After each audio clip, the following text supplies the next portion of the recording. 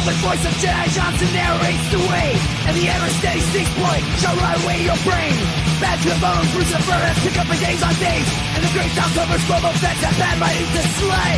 We are all damage of damage. We are all damage of damage. We are all damage. The qualified, we are prepared.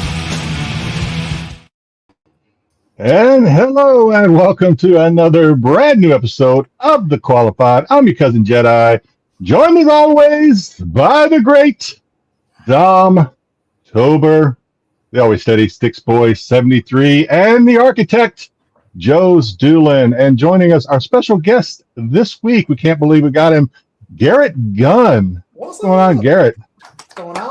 If you're not familiar with Garrett, he is just he has written so much that maybe a lot of you out there aren't even aware of. But he is like, I mean, I think you're gonna be astonished at how much all the comics he's written for.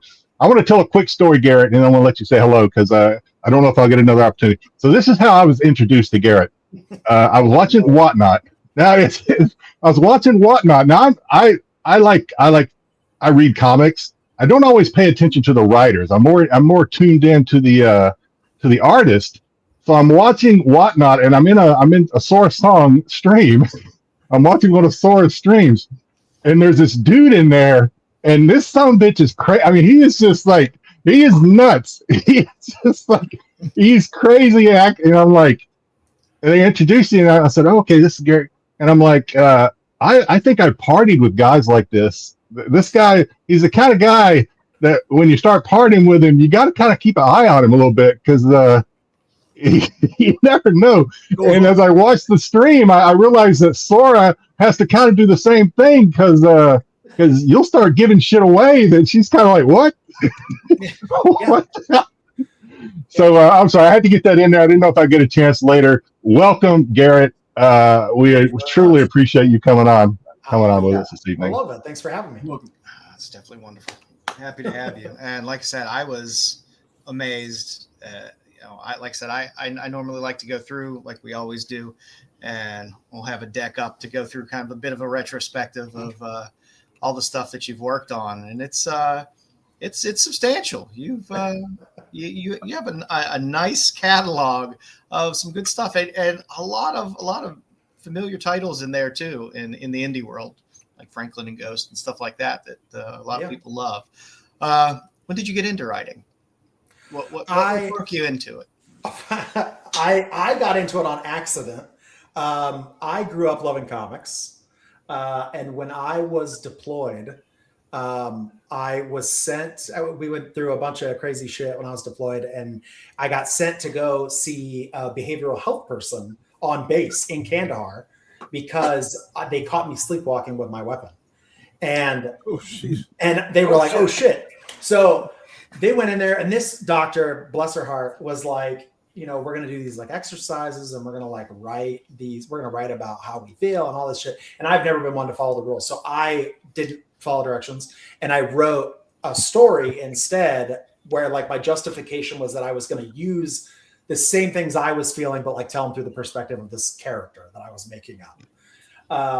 And so I did that. She was like, you didn't follow directions. And I had to go to a bunch more of them, but I had that thing that I wrote. And when I came back from deployment, I was like, I should make this into a thing. And my ex-wife at the time was like, yeah, like make it into a comic. And I was like, why? No one wants me to write a comic book.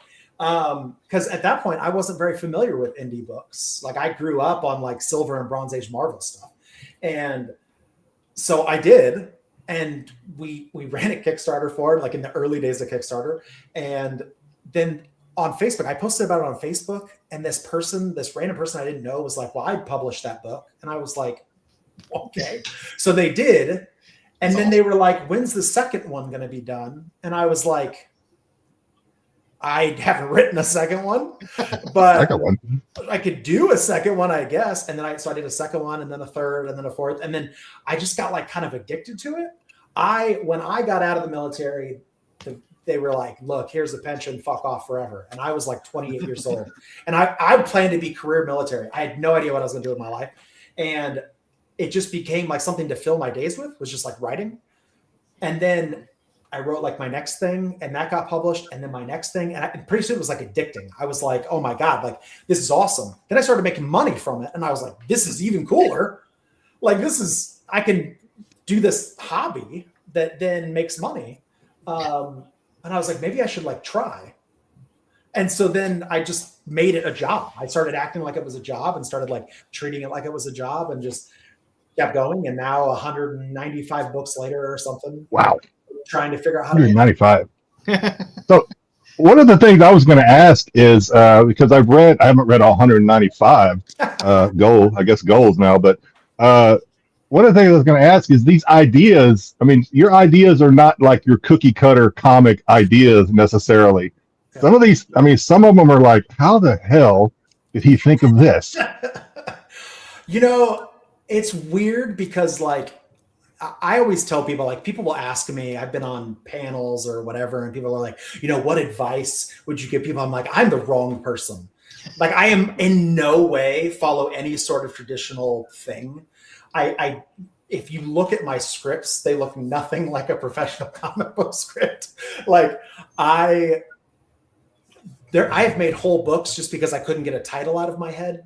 Like I get a word or like a phrase stuck in my head, and it just sort of like unravels into a thing of like, oh, that'd be funny. Like, you know, like, what would that mean? What would that title mean? Like, what could be the story behind this title? Whatever. And it just turns into this whole thing. There's no rhyme or reason to it at all. I don't understand it myself sometimes, but when I started, like I said, I was going to like make it a job. I was like, okay, like a lot of other comic creators, I was like, I'm going to write the next Walking Dead or the next like big American comic book. And like, I just struggled.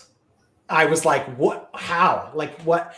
And the minute I stopped caring and was like, you know what, actually, I think I'm just going to make something stupid that I find funny. And I did that. Then all of a sudden it was like, people started buying it. And I was like, this is okay. So try less and succeed more. I think with the indie now, with so many indie labels and stuff like that, people are willing to give interesting stories a chance in comic form. Every single story has been told. That's like the joke, is that every story has already been told. It's about how you take like a trope or a cliche or something and put a unique twist on it, right? Like, there's only so many arcs on the hero's journey. There's nothing you could do that actually is new, unless you change things around. You could take two ideas, put them together, mash them up together, and have something unique. It sucks. I always talk about that I miss those days when things were new. You know? Yeah, it's true, and I think that's why things like that are very weird succeed. Yes. Like the reason that things like, you know, Beneath the Trees Where Nobody Sees, and like, you know, The Stray Dogs of the World, and like, you know, Murder Falcon. Like, I love Daniel Warren Johnson. Like, he can never do anything wrong, in my opinion. Do a Power Bomb was one of my favorites. Yeah, Do a Power Bomb. Fucking Murder Falcon. Like, the dude is just like, what is it? Like, let me make the weirdest shit I can. And it's going to be awesome. Yeah. And you want people to follow. That's what you got to do. Same with Jeff Darrow. I'll read Shaolin Cowboy. Yeah, Shaolin Cowboy is a great book. Yeah. Like, so did you take any writing classes, or I don't know what the course is for, because I noticed I was reading Good Boy. I went back and was reading some of, and there was a word in there, and I was like, Garrett had to go to college to get this word. How did he get this word? And I had to look it up. Anthropomorphic. I was like, I had to stop reading. I had to stop reading your comic and Google it. I was like, I don't know what this means. So you had to. I went to college. I was a studio arts major in college. I did glass blowing and sculpture, and like that was it. And then after that, like I wanted to collect like my BAH after I got out of the military. So like I went to business school for a little while and did like a bunch of different things. But like I only took one in like the 7 years I've gone to college. I took one writing class, a creative writing class. And when I took the class, we were doing this stuff. The teacher, we were talking about, our background, like doing the little icebreaker thing. And I had mentioned like, yeah, I'm a published author. And after class, the teacher like came and was asking me about it. And then the next day came in and was like, so I Googled you. Like, you've done like a bunch of, she's like, why are you in this class? And I was like, well, it's a requirement for my degree and blah, blah. And she was like, okay. She was like, well, just like, if you want to just come up with like a fun, like paper idea, like she's like, do a 10-page paper and I'll just give you an A for the semester. And I was like, sick. I love that. So I went home and did it in like a week, and then I didn't have to go to class ever again. I was going to say, come back the last day of class, start your paper in. Like, everybody's like, who's this guy? Yeah. I did that a few times, did not result that was it. Like I have always been, it was the same in art. It was the same in writing, it was the same in just school in general, anything. I'm really bad at taking direction from people. Like I like, the military was the only place that got that worked. Otherwise, I'm really bad at like, if I want to draw a thing, I don't want someone to tell me how to draw it. Like I want to just draw it and have fun. It's the same way with writing. Like I know that there is core principles, right, to being a writer, but I don't care. So I just kind of like, my mentality has always been, if you do something with enough passion and enough excitement and you have a good enough time doing it, like in comics, I tell young creators all the time, like, you are not selling a comic book. You're selling excitement. That's what you're selling. Like, I don't care what the book is. If you're excited about it and you're telling me about it and you're like getting me excited, I'm going to buy it because now I'm excited, even though I know nothing about the book. So my mentality has always been, if you just do something with enough passion and enough excitement, that it'll work eventually. And so far, it's going all right. It's working for you. Yeah. All right, Joe, let's go through Joe. The way Joe normally does this, we're going to go through a little memory lane probably for you here a little bit. Okay, but, oh man. Man.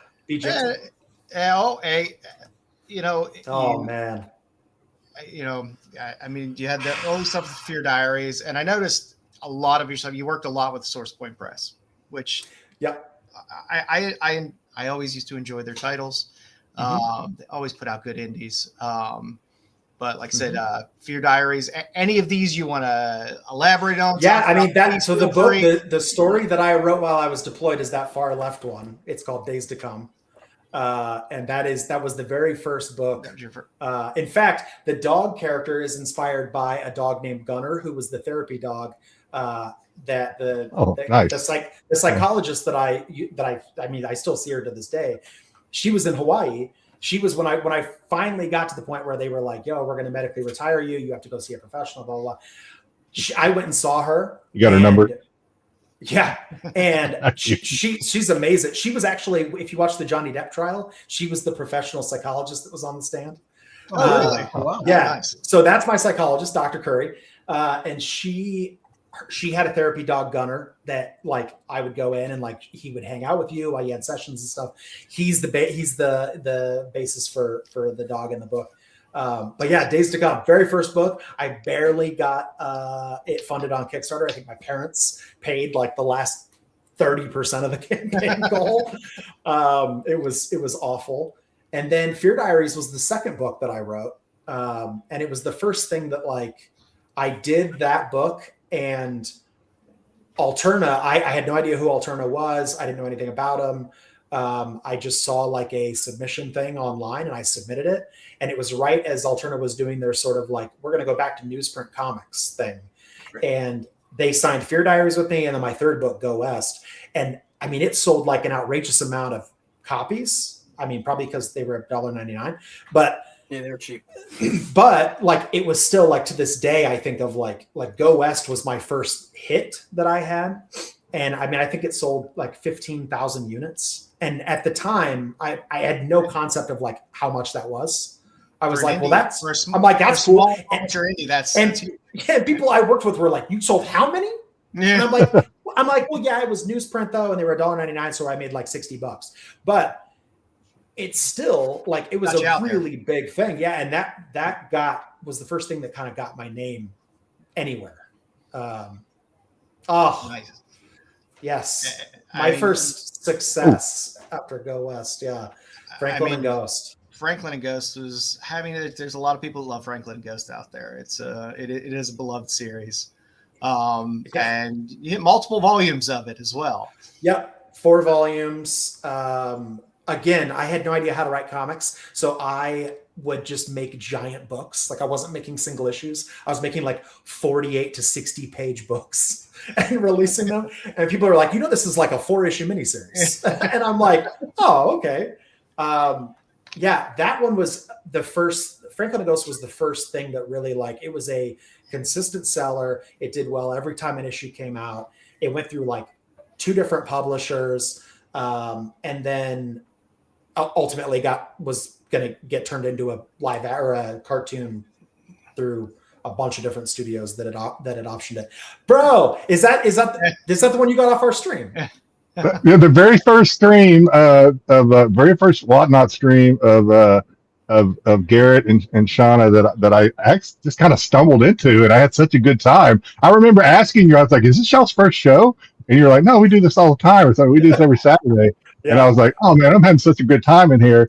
And yeah, so this is the very first thing I won. Poster. Yeah, so that poster was from New York Comic Con 2019, 2020. It was right before COVID. And it had just been announced that we'd gotten picked up for an animated show. The cast had all been announced and everything. And we were going to do these we're going to do 100 prints at New York Comic Con. They're going to be signed by the cast. I got everybody to sign it except for Billy Bob Thornton. And Billy happened to be in New York at the time. And so I had to go meet him in this hotel bar to get him to sign these. And he was having dinner with one of the founders of the Hells Angels. Oh, shit. It was the weirdest. Okay.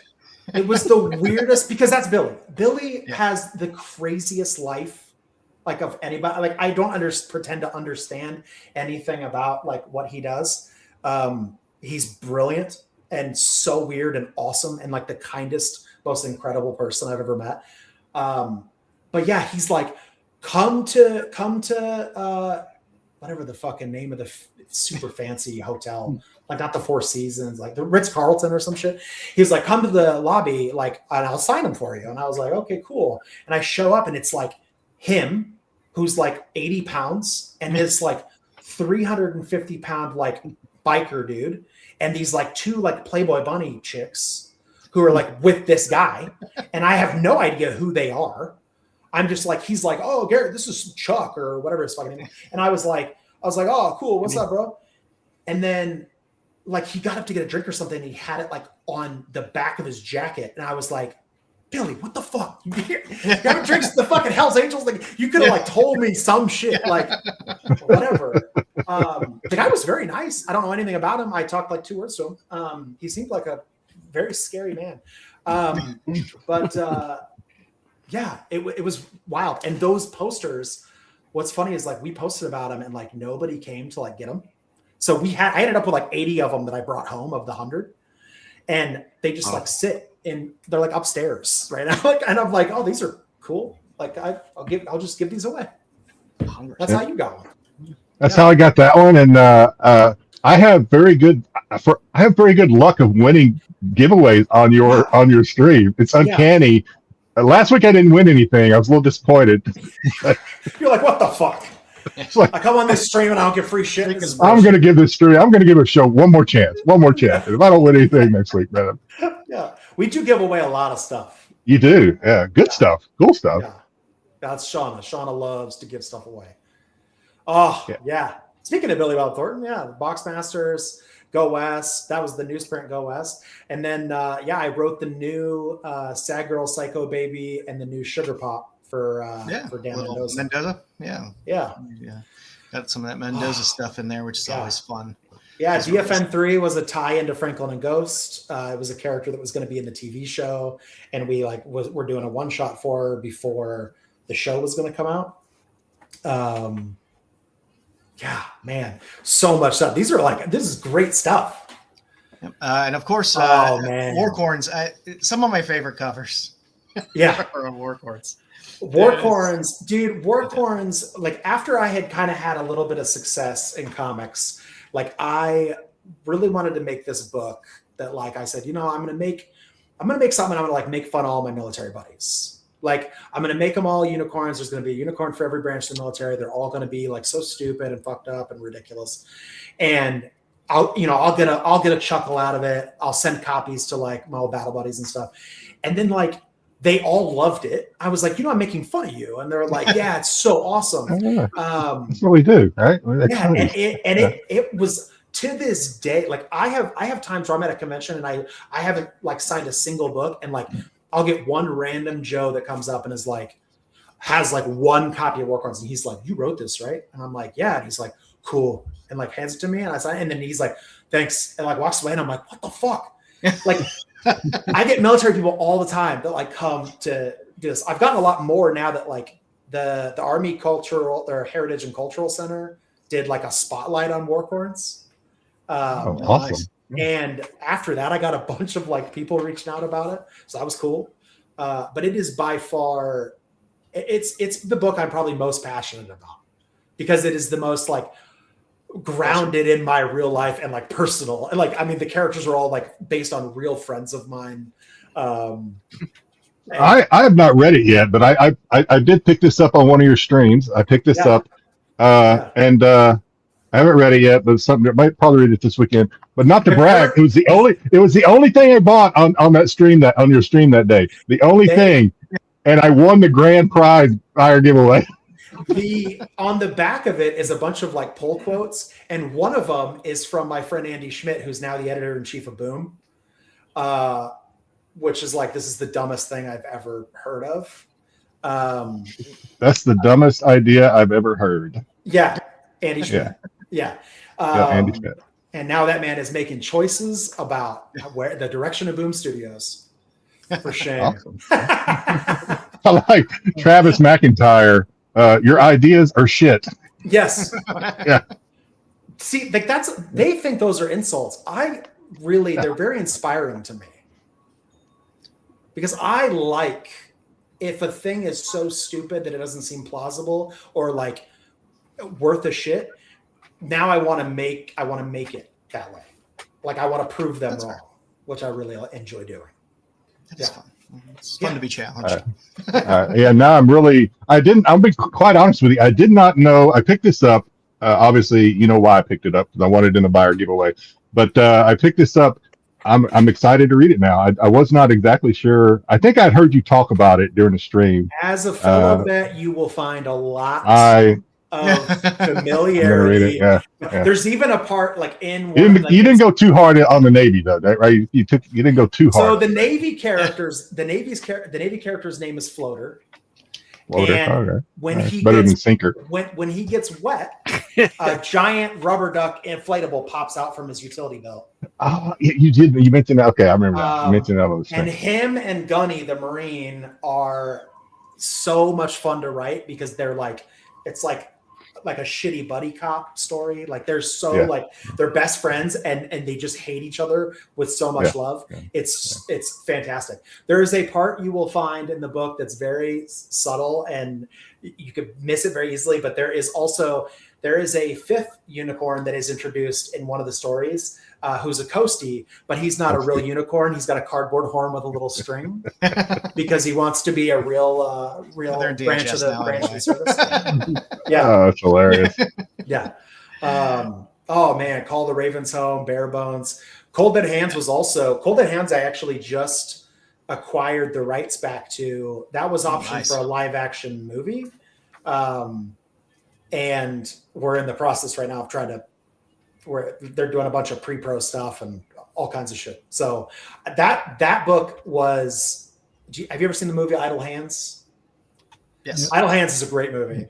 I tell people it's Idle Hands meets Kick-Ass or Wanted. Like it's about this kid who wants to be the greatest mercenary in the world, but he sucks at everything it takes to be a mercenary. Until he gets possessed by the like ancient hands of the deadliest killer of all time.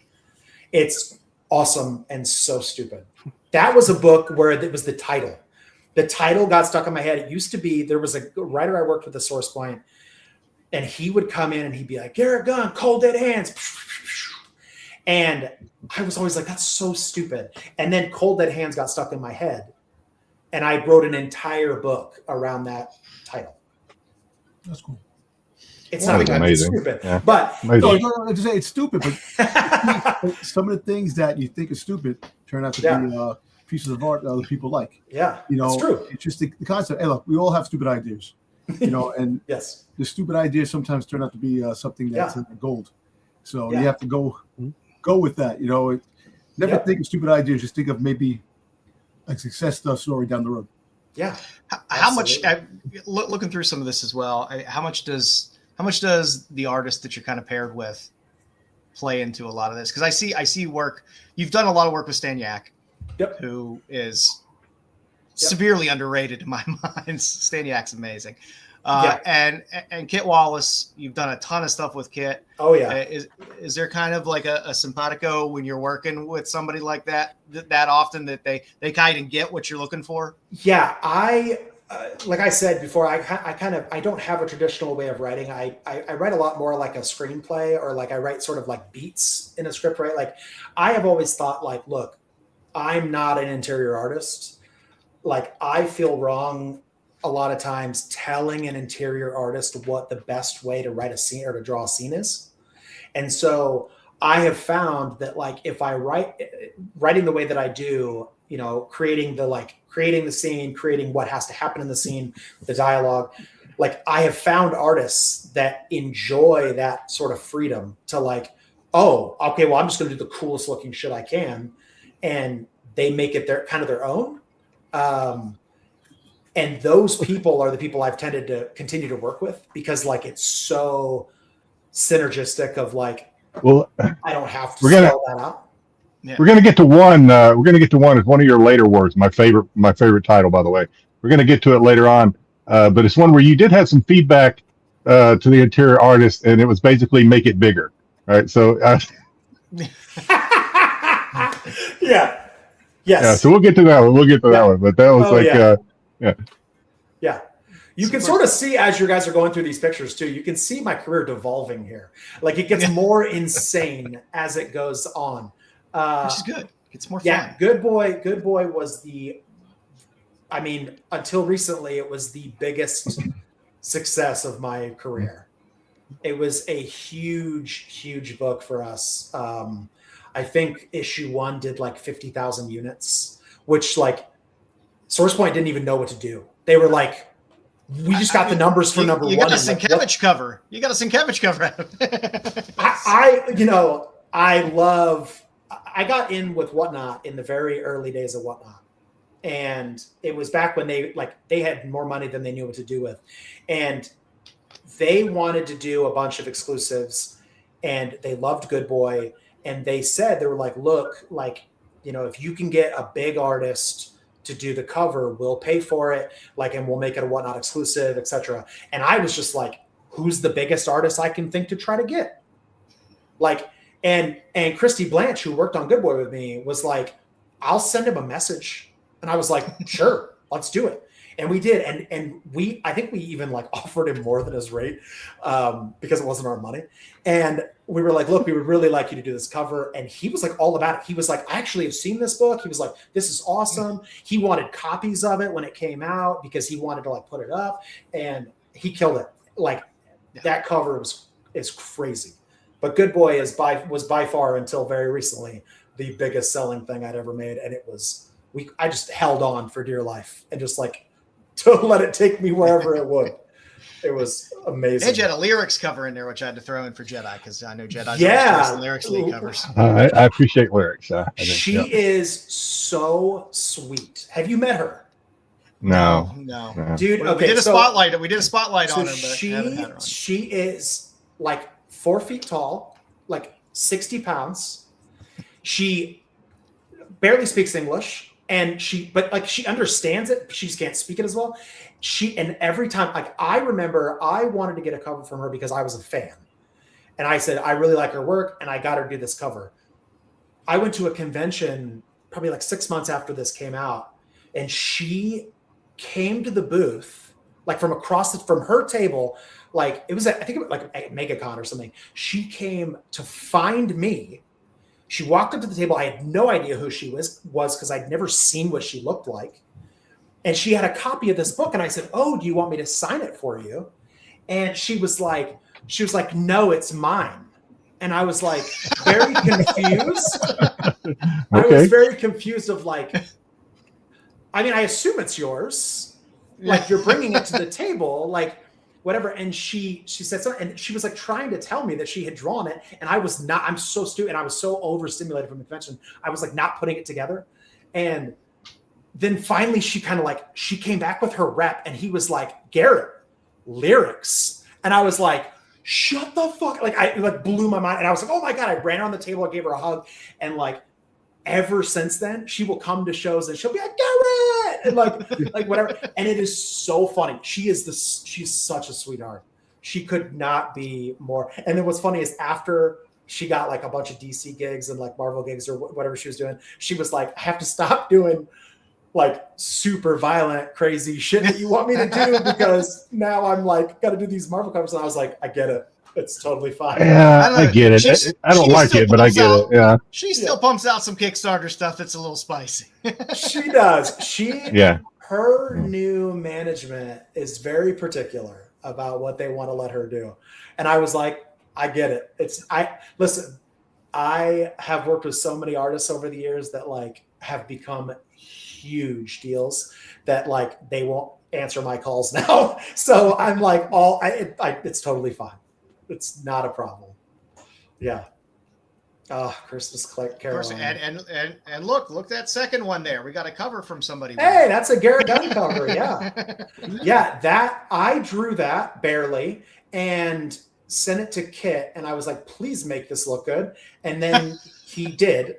Yeah, and it turned out, oh my God, so much better than my original pencils that I did. How long have you been drawing? I mean, is that something you were doing back during your Army days as well? Because it just seems to me as an outsider, just kind of watching. And again, I got into the game late. It just seemed, I was like, oh, okay, Garrett's drawing now. But I don't think it was just that like that flick of the switch. I got a feeling you've been drawing for a while. I've been drawing my whole life.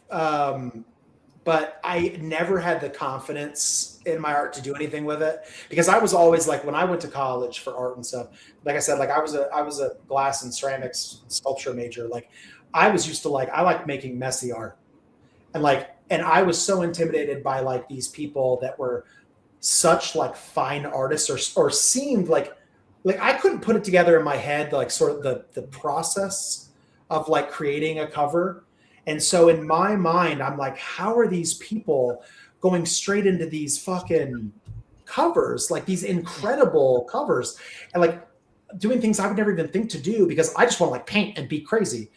And then I sort of like through the years had all ththese people that were like, huge mentors to me, like the Ryan Kincaids of the world, the Sora Songs of the world, who were like, Garrett, like you've got the talent, like don't be stupid about it. Do this, do this. Do this now. Do this. Also, this is how we use reference. And I'm like, what the fuck? You can look up. The reference just.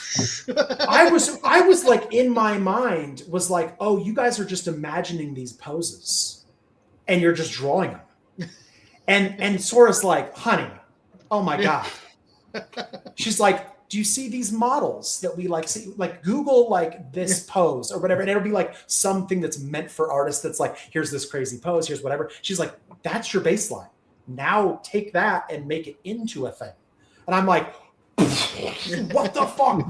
And after like spending so much time with Sora, spending so much time with Ryan, like Sajjad Shah, like these artists that I admired for their ability, like, things just started to click. Little like tricks they would show me, like do this, do that, don't do this, like make sure this thing is here and whatever. It just started to click together. And then I finally just got to the point where I was like, you know what, fuck this. Like I can either pay an artist $700 to do this cover, or like I can just try to figure out how to do something that's good enough that people will buy it. I'll take the challenge. Like try to do it. Why not? So there's going to be a Christmas Caroline every holiday season, I assume, right? Yes, we didn't get it didn't, this one didn't finish. The big bad is still out there, and she's still on her quest for revenge, etc. I won't go any deeper than that for those that want to read it. But the tagline for the book is that Caroline's brother is murdered by Santa for trying to unionize the workshop, to send a message to the other elves, not to rise up. And in the Caroline universe, you can't go to the North Pole unless you sort of have the magic to get to the North Pole. And so when he is killed and her family and the family's exiled, Santa sort of strips away their magic. So now she's hunting these elves down that betrayed her brother and taking their magic to try to use it to get back to the North Pole. But you get to meet Rudolph in the next one, who's like a former combat veteran and all kinds of shit. It's crazy. It's fun. It's a fun read. It's fun. Yeah. It's Caroline's part of the Miss Fables universe, which is you don't have an elf in there that wants to be a dentist. Oh, what? Remember back Rudolph the reindeer? Yeah. Back in the day, yeah, wants to be a dentist. Yeah, they we'll get to it when we talk about Jack and stuff, but it's part of a bigger thing that is sort of contains a bunch of characters in it. But yeah, Caroline is a book that's supposed to come out every holiday season, as part of that universe. So. I bought it. I was like, I'll be honest. I saw the Drabacus or Drabacus cover, and I'm like, okay, I'm backing this 100%. And then I got because I'm a big. Those that watch the show know I love Drabacus. But and then so of course you get the free, not free, right? You get the PDF with it. So I read it and I was like, oh man, this is a lot of fun. I actually did a quick review of it here on the show a couple months ago. I was like, nice. Yeah, this is awesome. Crazy. Yeah, this is a very fun read. Dude. Yep. But yeah, Calamity was some horror stuff that I did. That's part of actually Cleaver. That's being turned into part of Cleaver County. And then Bisto Blanco was I knew Chuck Garrick. I had met Chuck Garrick, who's the guitarist for Bisto Blanco. Him and Calico Cooper, Alice Cooper's daughter. That's their band. And I had met Chuck, and he wanted to make a comic book because he knew Billy, and he found out that I did a book for Billy. And so they came to us and were like, we want to make this book. And I was like, okay, sure. Let's do it. And they're so ridiculous. It was so easy to write for them because their comic book characters are real life. So it was a lot of fun to do. Yeah. Week Gods. That's one of my favorite Week Gods covers. Even though it's an homage. Oh yeah. It's a good homage nonetheless. I love it with the crow. Yeah, Week Gods is amazing. The Hunger was actually not my book. I was just hired to write it. That was a wild ride, that book, man. The Jordan who hired me to write it was like, I have this book and it's called The Hunger, and it's about people that eat people, but they're also they don't have water, and they're they're trying to find water, and I was like, what? and I don't think he had the idea fleshed out. He had a vague idea, and then he was like, I just want you to write it like this. And I was like, okay, but I don't understand why they would do this. And he's like, you'll get it later. And I was like, yeah, but I kind of need to understand now. To write the characters, otherwise they're not going to seem like seem like empty shells themselves. I have to be able to know what their thinking is. And he was like, no, I don't want to reveal too much. And I'm like, to the creator, to the writer. I get that you don't want readers to know stuff. I'm not going to tell them, but sure. Yeah. It was a very interesting experience. I don't write for a lot of other people. If you're only going by his pitch, you're going to write something about people who eat other people but can't wash it down. Yeah. Well, it was very I don't write a lot of stuff for other people, and so it's a very interesting thing when you work with somebody else to because all my stories exist in my brain all the time. I know what's happening in Cleaver County 15 because like I've been building it in my brain. So to go to someone else, like, or to have someone come to you and want you to write a thing, and you're like trying to ask them for like information, and they're like worried about like giving away too much. It's like, I'm like, all right, like no pun intended, but you're starving me here, bro. Like I need, like I need info. So me a bone. Yeah. So it taught me a lot. Let's just say that. Gotcha. Little Red Ronin was the next huge hit after Good Boy.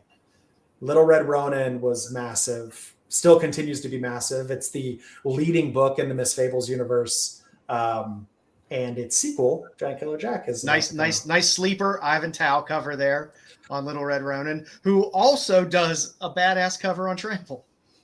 Yeah. Ivan is another sweetheart, like crazy talented. Like I always tell people, I'm like, you don't get to be super nice and super talented and like, you know, like caring and like all these things. Pick a couple, all right? Like stop.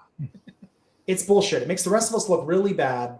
And then that Derek Chu cover on that Postmasters is nasty. I'm used to just drawing thick women, but this is good. This is a great cover. Yeah. Oh man, Postmasters. The book was a lot of fun. I worked for the post office for like 3 weeks during COVID, and it inspired that book. It was insane. That's about as long as one should ever have to work for the post office. Well, I worked for the post office in a really like shitty part of California that like, I don't know. It was brutal. Like the people were just awful. I don't know. Like I would go back to work for the post office now somewhere else, because I love like the mundane fucking constant tasks. But like these people were just brutal. And like, it was already like COVID. It was already like all this crazy shit. And they were all just like such awful people that I was like, I don't want to do this, man. Sorry. I'm sure it's a great font of inspiration though. Yes, it did a lot. Oh yeah. Yeah. Oh, good stuff. Of course, Cleaver County. The good stuff. You've been you got Sveta's done a handful of covers for you across a handful of books. Sveta has. I have known. I've told this story on a show a couple weeks ago. My buddy Adam, that I've known since I was coming up in comics in California. He and I had known each other for a long time, and he came to me and he said, "Look, I got this artist. She's never done comics before. Her stuff is unbelievable. Like, you got to check her out." And he told me her name, and I was like, I never heard of her. I don't know anything about her. He was like, the Suicide Girls. And I was like the models? And he was like, yeah. He was like, she did their logo. And I was like, what? He was like, yeah, he was like, but you got to go see like the stuff she does. Like, she's unbelievable. And I started going through her Instagram and whatever. And I was like, this chick's going to be huge. Like this is nuts. I said, put her on covers immediately, please. Whatever. I don't care. Like, I just was like, anything she'll draw, please. And we did a bunch of stuff together. And then now, like, when we came back to Cleaver County, I said, look, Sveta did these covers for us. Like, I want to have her do covers for every single issue. And because I want, like, I'm also like a crazy, like, I love consistency. I love like if there's an artist that does a cover for 1, 2, and 3, and then doesn't do one for 4 and does one for 5 and 6, like, it'll drive me insane. Screws with the OCD. Yeah. OCD. So I was like, I want her to do a cover for every issue, and he was like, I'll talk to her, and she was like, okay, she said she'll do it, and I was like, huh. Her and Suspiria, bro. Yeah, I was going to say, you got the twofer because you got Suspiria as well. Another person who, like, I can't say this about Sveta because I've never actually met Sveta. I'm sure she's incredible. I know how talented she is, and I know how awesome she is. I don't know how sweet she is because we've never talked to her. But Suspiria is an angel. She is so sweet. And, like, another person who is just, like, insanely talented, like far more than like a person should be. Like, she came like last minute. For MegaCon this year, I had said, speaking of OCD, I was like, Suspiria, you did a Fangers cover for 1 and 2 for MegaCon, the last 2 MegaCons. I was like, how are we not doing a number 3 for this show? And she was like, I mean, we could maybe do it. And I was like, no, we can't. Like, the deadline is like Monday. And she was like, well, maybe we, like, she speaks with a super thick accent. And she's like, maybe we do it. Maybe we do it. Yeah. And I was like, okay. And I swear to God, like 2 days later, she had a cover done. And I was like, Suspiria, what the fuck? Like, you triggered her OCD. She's like, what? I chase her stuff. I mean, she does a lot of amazing magazine work. She did a great cover on this Canadian magazine of Dynamite Diva, who I also love as a title. It's a fun title. I bought her. I do not buy like any comics anymore. I buy trades because I'm old and I just want to read. But like, I bought Lake Yellowwood Slaughter. I have that. Yeah, the hardback. Yeah. Just because she did the cover. I didn't know anything about the book. It was like she shared it. She was like, here. Or she shares the thing. She's like, I did a t-shirt for Halloween. And I'm like, sounds good. Check out. She does covers on Delirium magazine, which is like an Italian giallo horror magazine. She's done a handful of covers on that. And I just picked them up because they're fantastic. She's unbelievable, dude. Yeah. I tell people all the time, like, dude, some of the best people I work with in comics are all chicks. Chicks are so much better to work with so much of the time. And I've got 2 of the most talented women in comics doing covers for me constantly. And I'm like, I just sit back and I'm like, thank you. Just please keep letting me. And when either one of their covers come up on one of your Whatnot streams, I just kind of sit back and like, okay, here we go. Here's the bidding war. The bidding war is going to commence and I just kind of like, dude, wait till we do like this motherfucker. You seen this yet? Look at this. Oh yeah. I think you had it on your last. I think you showed it last week. Yeah. Oh my god, dude, this should be the one for MegaCon. Yeah, this thing is gonna be nuts. There you go. There's your. Oh, it's so beautiful. It's so beautiful. Oh, it's fantastic. Great fun book. I love it. Yeah, but yeah, Cleaver County, man. I was never a horror person.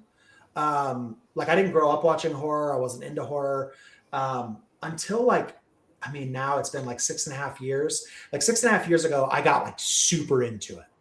Like I have at this point now, I think I've watched every single thing that's on every single streaming service, but like I got really into it. And my favorite stuff is all the really shitty, campy, like teen scream horror movies. Oh yes. Like The Faculty is one of my favorite movies. Yeah. He's great. Like the 13 Ghosts of the World, like Cabin in the Woods, like that kind of shit. That's all so fucking stupid. And so I was like, I want to do that. Like I want to do a horror book because I've never done one before. I was like, but I want it to have that same vibe. I want it to be a ridiculous killer. I want him to be sort of an amalgamation of all my favorite things about horror and all my favorite villains. And you said there's going to be 15 issues of this thing. I don't know if that was a Freudian slip or if you actually just pulled the number earlier. Earlier you said 15. We're on 3 now, so this thing's. We're in for a ride.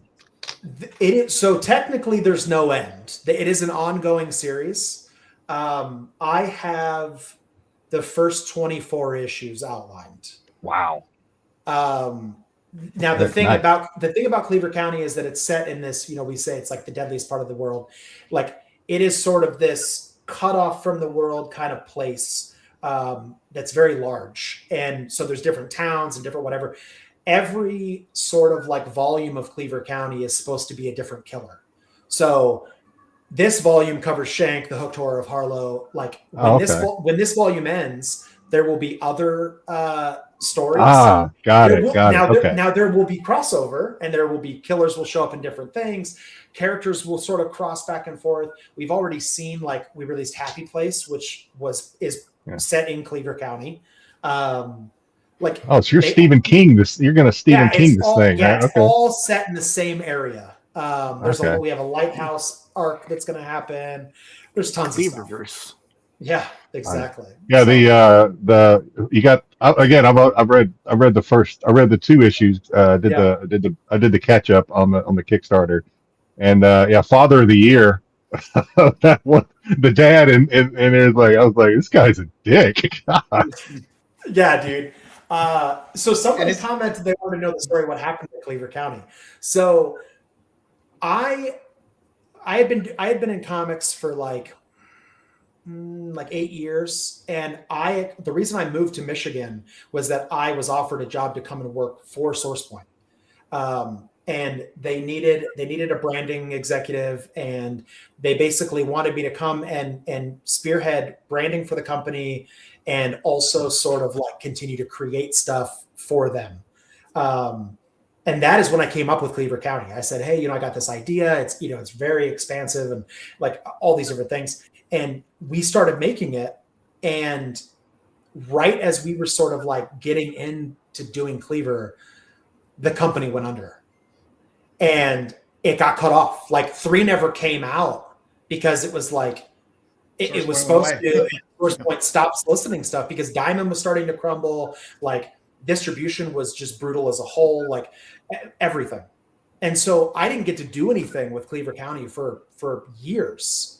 And it just kind of sat there. And it was a thing that always bothered me because it was something I had put so much. I mean, I have these little Barnes and Noble like notebooks that I buy that I write all my notes in. I've got like 7 or 8 of them just like full of stuff. And I would see them on my shelf and I'm like, motherfucker, like I want to do Cleaver County stuff so bad. And so I went to SourcePoint and I said, look, I want to buy the rights to Cleaver County back. And they were like, we'll look into the legalities of it and blah, blah, blah, like all this different stuff. And so I ultimately bought it back.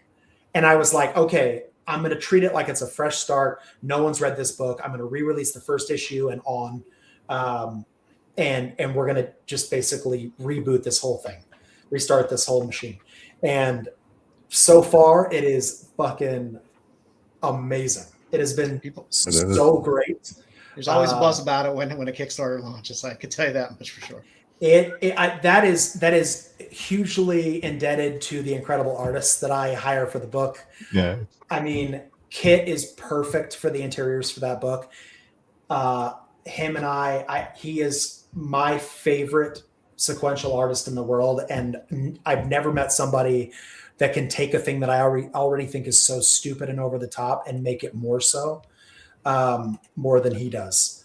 And there is notes I will leave in scripts that are like, it will be something along the lines of like, Kit, this guy's gotta die, but like it's really gotta be fucking like just the most grotesque, mangled mess like anyone's ever seen. Yeah. And like also, you don't shy away from that. Yeah. Yeah. And he would send back this thing. In fact, when he did the first like big kill scene, he sent it back and it was a double page spread.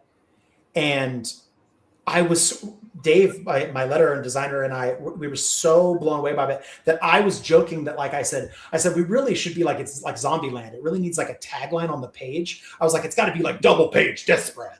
Like, and then Dave lettered the book and sent it back to me with double page death spread, like branded on it. And I was like, oh my God, like this is how every death in the book has to be now. Like there has to be a double page death spread of everybody. And it's just the thing we kept going on, but all because Kit just is a maniac. And reading 1 and 2 for those that haven't read it yet. And again, I don't want to go into the territory of spoilers, but yeah, definitely start getting you kind of got a little bit of cabin in the woods feel a little bit. And then it kind of goes into like, okay, now we're kind of into this Friday the 13th kind of thing. And so you're kind of like, in my mind, I'm like, okay, this character is definitely going to die. This character is going to, then I stop myself and I'm like, well, this Garrett's writing this. So I don't know what the fuck's going to happen. They may not actually die. He may twist this thing around. They may be the heroes. I don't know. I love like the idea of like breaking all the rules of like, what you can and the rules of horror, right? Like what can't happen, like who's supposed to survive, who doesn't, who dies first, like all of those things, but also like all of the stereotypes. Like I love all the horror cliches. So it's just a fucking mess. I just put all of it in there and I'm like, this is awesome. Like it's definitely good stuff. I know we're definitely happy to have it back in the Kickstarter world. Yeah. couple more covers here. Yeah, that was my Transformers 25 cover that I did. Yeah, that was colored by Alex Sinclair, legendary fucking colorist for Jim Lee and a bunch of people. What's funny is putting those two covers next to each other. That Kim cover is so funny because I was doing a show with Bill McKay and I said, like, I'm a huge lover of Bill's art. We had him on a few weeks ago. I love Bill to death. And he's such a talented dude. And we were doing Baltimore Comic Con together and I was just bored at the booth. And I did a head sketch of Kim because he had done a sketch for me on something. And I went to like go get lunch or something and I left it on his table and it just said like, thanks for being so fucking awesome, Bill. Like, whatever. And it was just this little Kim sketch. So he takes it home and then I get a message like a couple weeks later and he's blown it up and inked it. And I'm like, he's like, I think this should be a cover. And I was like, what? He did yeah. I know he did a Fangers cover for you, right? And in fact, when we had Bill on about a month ago, I had just gotten through the mail one of your unopened, because you didn't open them on your stream. I had some unopened Fangers blind bags that you'd sold on your stream. Yeah. So I told Bill, I was like, okay, I really think this would be really cool if I open up this blind bag and I get a Bill McKay cover. Yeah. I didn't. I got a Yum cover. I hope you did. I got a Yum cover. I'm not complaining. I got a Yum cover. We're never going to complain about a Yum cover. Yeah, no. But I was like, damn it. I said, that would have been so awesome if I had Bill on the show and I freaking ripped this thing into the Bill McKay cover. Those two covers next to each other are a perfect example of like, that's traditionally like on the right is like traditionally like the Kim is like how I draw. Like I have always been like more of a cartoonist. Like I like drawing caricatures and stuff. And so it's so funny that like, that's what I used to do. And then that's when like all my friends, like the Ryan Kincaids and the Soras and stuff, are like, stop fucking around and take it seriously and like do this thing. And then Transformers like was like the next thing I did of like, okay, cool. Here's this fucking Optimus cover. It's a funny. Well, your fans love this. I mean, watching the stream and you and Shauna kind of feed into it, which I think is really cool. Like, but your fans like your Godzilla cover. I mean, it's like your fans get like super excited every time one of your Godzilla covers either come out of a blind bag or you put one up for sale. It's like Godzilla cover, and everybody goes nuts. Like, yeah, well, Shauna is a huge Godzilla fan, and I'm a huge Shellhead, and so when that book came out, I told the retailer, I said, I don't care if I have to buy the whole print run myself, please get me a Godzilla TMNT cover. And he was like, you don't need to buy the print run. Like, do you want to do one? I'll put you on one. And I was like, yes, 100%.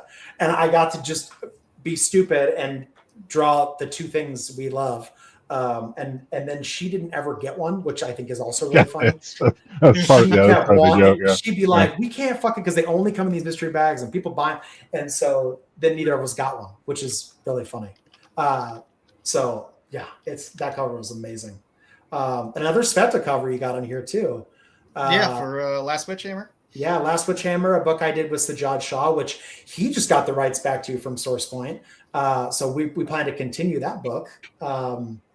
And then Cry Havoc is the last one, which is Pinup Girls and Mechs.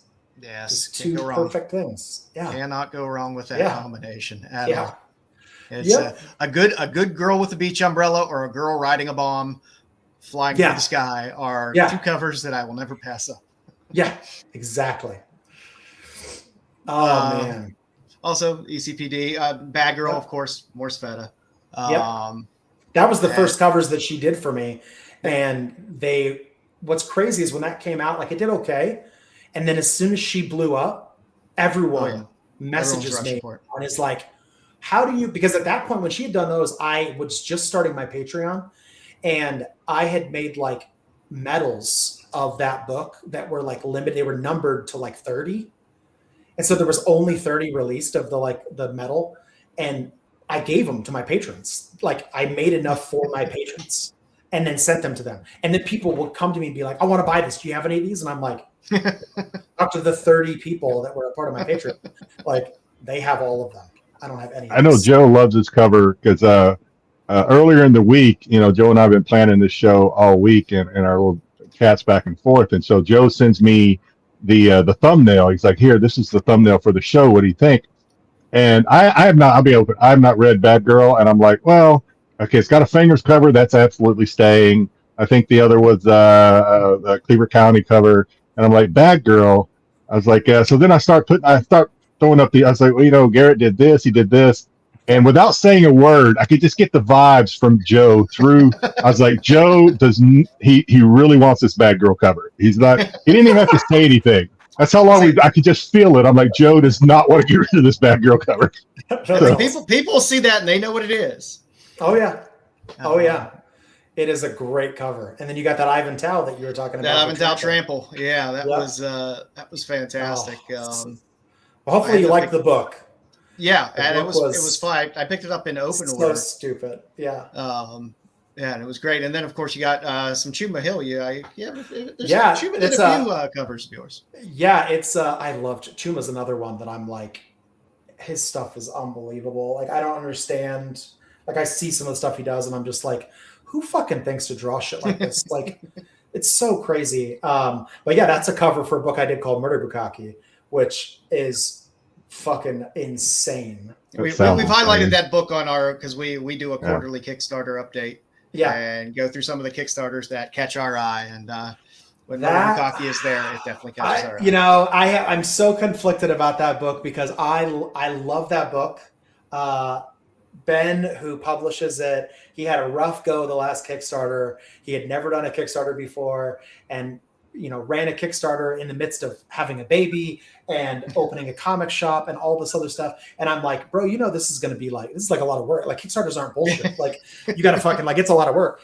And you got people on your ass about it. And people were messaging me being like, where the fuck are my books? And I'm like, bro, I wrote the book. Like, I didn't run this campaign. Like, I'm sorry.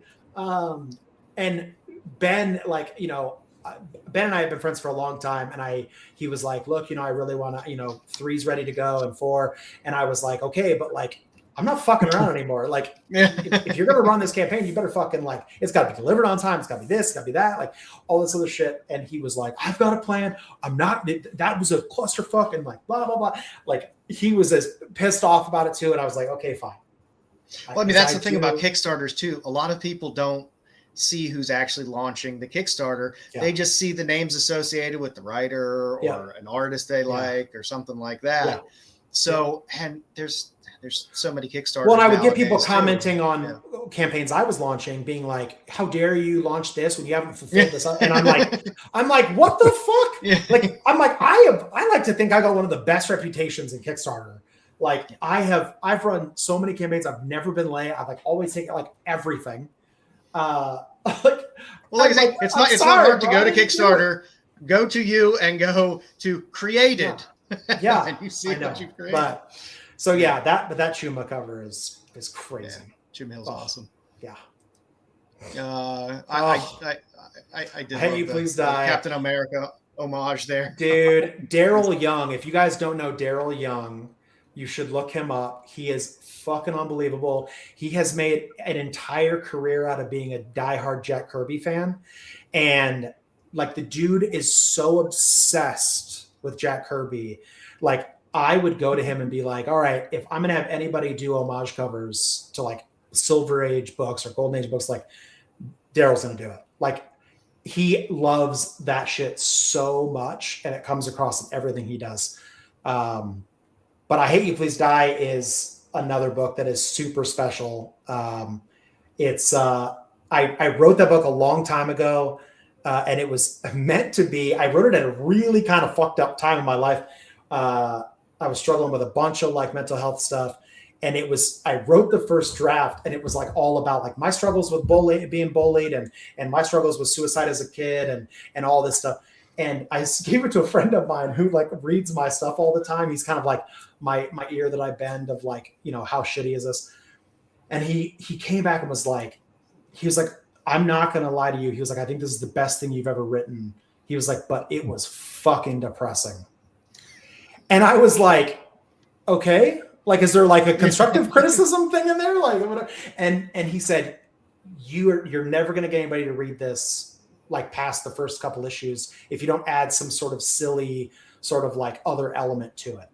And so he's like, what? Like, I was like, okay, well, fine. I'll have that the kid wants to make the bullies explode, and he gets these powers from the devil. He sells the devil his soul, and like for the power to make bullies explode.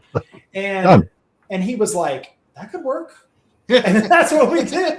And then after that, people loved it. It was great. It was far less depressing. And then another cover that I did for Power Rangers. Oh, Terry, you're so nice. Death Cannon is another book that's part of the Saturday Morning Showdown stuff that we'll talk about, I'm sure. And then some great covers on that Death Cannon. And then that fucking ICPOD. Yeah. ICPOD. Yeah, we're big fans of ICPOD. Yeah. And I know you got a thumbnail to put in here of the new ICPOD cover that's coming. Excited to see that when you sent it to me. I was like, okay, nice. Yeah. Yes. Yeah. As if I wasn't going to back it already. I'm sure. Yeah. Well, I have this like people have joked, like Shauna jokes about it. Like I have friends that joke about it. Like I have this like weird superpower of like finding myself in friendships with people I have no business being friends with. Like that's how I met Billy Bob Thornton. That's how like I've met all these people, and it like through sheer just like tripping into it. And like Hugh Young one of the hottest artists in all the comics. Like I reached out to him randomly on Instagram, was like, I'm obsessed with your work. Like, will you do this cover for me? He did the first one. And then next thing I know, he was like liking my stuff on Instagram. And then he was like doing all this stuff. And then he would like message me nice things. And I was like, what's happening? Like, this guy doesn't know me. And then at a convention, he like seeked me out at a convention and was like, oh my gosh, like, it's so nice to meet you, whatever. And we like talked, and then he just continues to do covers for me. And I don't know what I did to like deserve it. No, but he's another one that's blowing up. Yeah. I mean, and I'm just like, ICPOD's the same way. ICPOD was like, I'm not doing any more comic covers. Like a year and a half ago, he was like, I'm focusing on personal projects. I'm not doing anything. And I came back to him and I was like, but listen, like, pretty please. Yeah. And obviously I paid him a lot of money too, but like, I was like, pretty please, here's monies. Please do art. Yeah. And then he did. And then what's funny is Dan Mendoza messaged me and was like, how the fuck did you get ICPOD to do another cover? And I was like, I asked just nicely. Give him a bunch of money. Because you know what people love more than being able to say no to stuff? Is they love a lot of money. Big bag money. They like a lot of money. Yeah. So money changes minds. Yeah.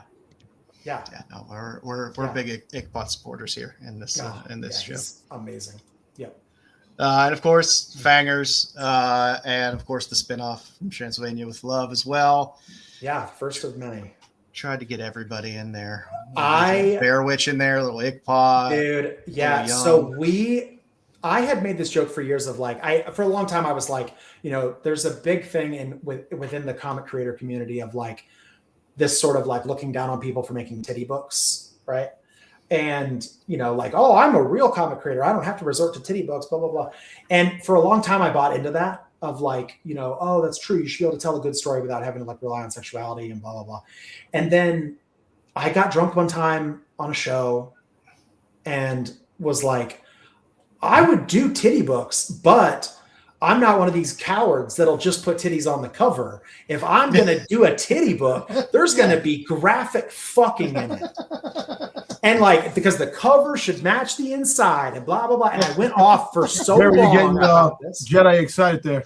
Yeah. You gotta stop I was just like going on and on about Lord. Like, this is bullshit. Like you should have the fucking guts to like, if you want to use sex in your story, one, make it make sense. Like, there's plenty of books that have fucking in it that are like Sex Criminals. Great book, has fucking in it, makes sense. Like, if you're gonna make a titty book and you're gonna put sex in your book, make it make sense, make it fun, like, and don't make it like ridiculous, like clear exploitation. Books like Adventures of the Fuller Brush. Bro, listen, I have two books that I have saved that are like the inspiration behind all of my these books, and it is a book called Dirty Pair, Oh yeah, Pretty Pair's great. Pretty Pair. And then there was a book I tried to license for a long time that I found randomly in a dollar bin called Outer Space Babes. And to my knowledge, I have researched this extensively. There was only like 2 issues of it came out. The creator died. No one else had any rights to it. It disappeared. I was actively like, does anybody know any of these people? I want to buy the rights to this fucking book because this is awesome. It was just porn stars in space trying to make porno flicks and then having to like fight aliens. Like fucking awesome. Like that's such a stupid idea. I love it so much. It just makes the money machine move. Yeah. One of the I loved it. And then like you can't find anything on it like other than the first couple issues and then just disappeared. And I have it and I've read it so many times and like I'm like, this is how you do it. That's it.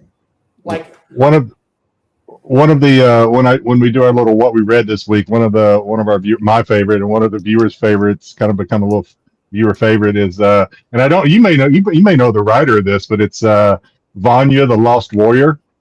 It's a Kickstarter. Yeah. Yeah. Oh, yeah. I was trying to, and of course it's like it's a titty book. It's like and I was like, but there's a pretty cool story in there. It's just, they stop every 3 or 4 pages to have an orgy, and then they keep going. They keep going with their trials, and their mission, and then they'll stop and they'll have an orgy and they'll keep going. It's so funny. Yeah, Vanya is written by Mike from Bad Bug, who I work with on Fangers and stuff. And I think Scott Wilkie or somebody also helps on that or something. But Vanya's great. I don't know. I just have like stopped taking any of it seriously. And like, I love the idea. Like I wanted to make this is another one where I was like, look, like Fangers is a great title. It was a joke for a long time between me and Dave. I was like, I'm going to make this book about like horny old vampires living in a retirement community. And, it's going to be called Fangers Retirement Community for the Eternally Damned. And it was just a joke for a long time. And then it got stuck in my head. And then I was watching 30 Days of Night because the creator is a friend of mine, Ben Tumblesmith. And I reached out to Ben and I was like, dude, I think I'm going to steal 30 Days of Night, but I'm going to put it in a retirement community for famous vampires in Florida. And he was like, what? And I was like, yes. But Fangers was honestly like, it was a thing that Mike and I, when I approached Mike about it, Mike was not sold on it at all. I pitched it to Mike from Bad Bug. I said, I got this idea. Here's the premise, blah, blah, blah. And he was like, no. Like he told me no twice. And you can ask him this, you get him on this show. He will tell you, he told me adamantly no twice. And then I finally wore him down and I said, look, I'll make you a deal. You run the Kickstarter. I will front all the money to make the book. And if it succeeds, you can have half of whatever we make. And he was like, okay, well, I do like money. He's like, and I don't have to pay anything to like make it. Like, so it's not really like, it's like a win-win for me. And then he sent me, it was, I think the first one I'd been running like 2 or 3 days. He sent me a message and he was like, fuck you. He was like, this is insane. Like we were at like 30 grand in the first like day and a half. And he was like, what the fuck? And I was like, yeah, I told you. And he was like, I admit I was wrong. Fangers is soak it up.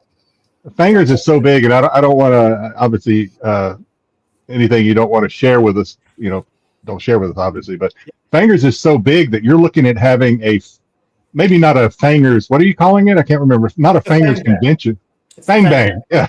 Fang Bang. Yeah. So we, I had wanted to do like. I did an event with Sora called Tits the Season, where like it was all just like us doing our books, but it was like Christmas themed like covers and different shit. And I said, this would be really fun if we did this with Fangers. Like we get a bunch of people together, a bunch of like artists that we like together. We do covers, we do a big live event, whatever. And the idea was that in the book in Fangers, the tourists that get trapped in there overnight, they're there when the annual Fang Bang is supposed to happen. Like that's a thing that happens in the community every year and whatever. So I said, it would be really funny if we made a real life version of it without all the fucking on camera. And, but we just did like this giant streaming event and we like invited people to come hang out and we did free, free sketches and all this other stuff. And it'll just be us and a bunch of our friends. Like, and we'll just make a bunch of like stupid comic covers and have fun and run giveaways and whatever. So yeah, that's supposed to happen in August. I think it would be crazy. I think it would be awesome. I think it would be awesomely crazy if, like, I don't know, 5 years from now, Fang Bang is like up there with like Sworn Fest. You know what I mean? That's what I'm trying to do. That's what I'm built. That's what I'm trying to build. Yeah. I mean, obviously, Brian Polito is a titan, and like I got the chance to speak with him in depth at IlCon when I was there, and like just kind of like absorb his genius. Because he was a guy that like when I was starting out in comics, I would like see his live videos and I'm like, what the fuck is this guy on? Like he'd be like, yo, it's fucking Brian Polito, let's go, baby. And I'm like, what? Like, what is this? Like, what is this fucking like energy that he has? Like that's crazy. And like the dude is brilliant. He is a phenomenal businessman. I'm fucking really sweet person, like like talented creator, everything, and like a former Eddie Munson impersonator, and like after like being around him, his like energy is like infectious. Huge supporter of the military and first responders too. I mean, like, yeah, of course. Yeah. Well, and he's in the middle of it out there in fucking Arizona, like that's all the shittiest places to get stationed. But like, yeah, so that's the goal. As I told when Shauna and I first started talking about building the Fang Bang, we were like, the end goal is a Sworn Fest based around vampires, where we just get to invite the coolest people. Man, the energy from Garrett is refreshing. Thank you. I think. No, absolutely. But that's what we wanted. We were like, the only reason I continue to make comics is to make cool shit with my friends. That's it. Like I have amazing fans. I have incredible interactions at shows with people. Like I have been very fortunate to like work with amazing people and like have these friends of mine that are like real friends that are also like mentors and like, idols of mine and like all this shit. Like I just want to keep doing that. So whatever I got to do to keep building that community and keep just like the same like other passionate degenerates around me is what I want to do. So the title, the title Fangers, obviously it's vampires, right? But my favorite character so far, and for obvious reasons, she's third from the left there. Is was it Laney? What's her name? Third from the left is Olivia. Olivia. She's the Lycan, right? The Lycan that's. Well, look at you. You're like, I don't want to give away spoilers, and then you're like, well, okay. By the way, we're three issues in. Here's the big spoiler. That was a spoiler. My bad. It's okay. No, so it's a spoiler for people in the park. Like, she is. I love this idea of like, well, how do we introduce other monsters, right? Like, how do we, like, it's a vampire community, but like what happened if like maybe like one of these families is cursed and like they give birth to a werewolf? Like how can we make that happen? Werewolves have fangs too, so I guess it's and she is so like sort of like beloved in the community by so many people for reasons that you find out about in the book, that like she sort of has this like small, like she's amassed this small army of supporters that like nobody can kind of like touch her because she's who she is. But yeah, she's a fun character and like she's just trouble, and I love it. Yeah, it's been a great ride so far, and I'm happy there's more to come. Yeah. Jabberjaw is fun as well. Yep. But Happy Place is something you've extended a good amount of energy into in terms of Happy Place. Happy Place is awesome. I love Disney adults because they're the most psychotic people I've ever witnessed. And like, I genuinely am not insulting them in any way. Like, I mean, my partner because they'll find you. Well, Shauna works for Disney. Like she's a contractor, but she helps build Disney cruise ships. And like, so I get exposed to a lot of those people constantly. And we have friends now, mutual friends who like, you know, that I've met through her that are like such amazing people that are that same way. They're fucking like they work at Disney. When they're off work, they go to Disney World. And I'm like, how the fuck are you around this all the time and you still get so excited? And like Shauna used to do characters for Disney. Like that's how she started out, right? She was a character in the park. And I will sit there, and it genuinely is like one of the times I love her most in the world is like when I get her talking about experiences she's had as a character, of like the ability to bring this level of joy to people that like have suspended the disbelief of like, this is a person behind a mask, right? Like this is Chip and Dale, and like Chip and Dale are my favorite, and this brings me so much joy. And like, it's the same reason she works on these cruise ships and builds these, you know, theatrical shows that are incredible, is that like she gets to bring that level of joy to people. And when I wrote that book, there's in the credits page, it says edited and dreaded by Shauna. Because I told her, I said, now imagine that same mentality for someone who doesn't have good motivation. So like, how can I tell that story? How can I tell, like, how can happiness be weaponized? And that's how Happy Place was sort of born. And also Happy Place was born out of, what's funny is Happy Place is originally an issue of Cleaver County. When I lost Cleaver County because it was with Source Point, I had a script that I had never turned in that was for Cleaver County. And I took that and I made that Happy Place as a one-shot. And makes sense since you didn't have the rights to Cleaver County at the time. Yeah. And so I was like, well, this is fine. I won't get to touch Cleaver County again. So this is me that sort of getting to like restart this sort of like horror universe in this like cursed place. And I'm going to start with this one shot about this amusement park. And if you look at the original sketches I have of Cleaver County in my notebook, it's got like, there's like a cabin place, and there's a lighthouse, and there's Bridgewater, the town, and there's all these Port Harlow, and then there's an amusement park.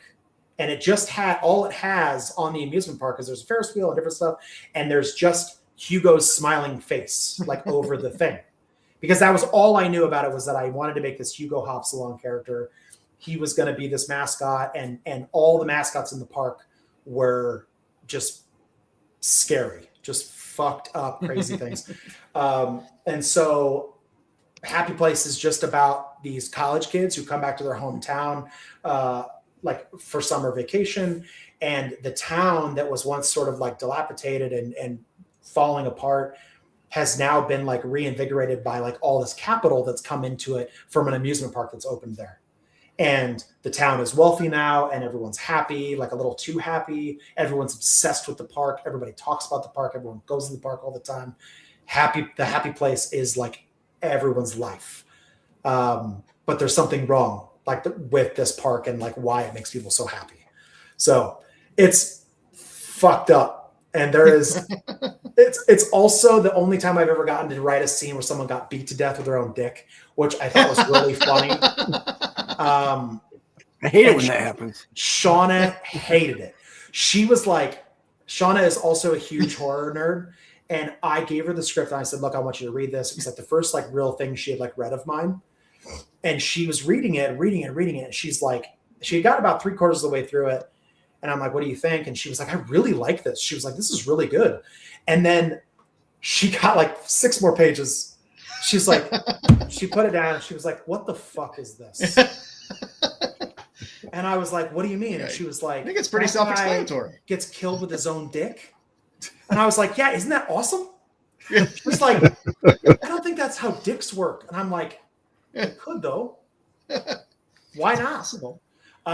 And now it's the comment I get. Most people are like, that have read it will be like, that one scene, dope. It's so ridiculous. Yeah, I love it. Good stuff. And coming up to your coming soons, launching soons for Kickstarter. So you got Giant Killers Jack, which is your Miss Fables universe. I'm just gonna go to the next one because I got a couple covers there as well. Yeah.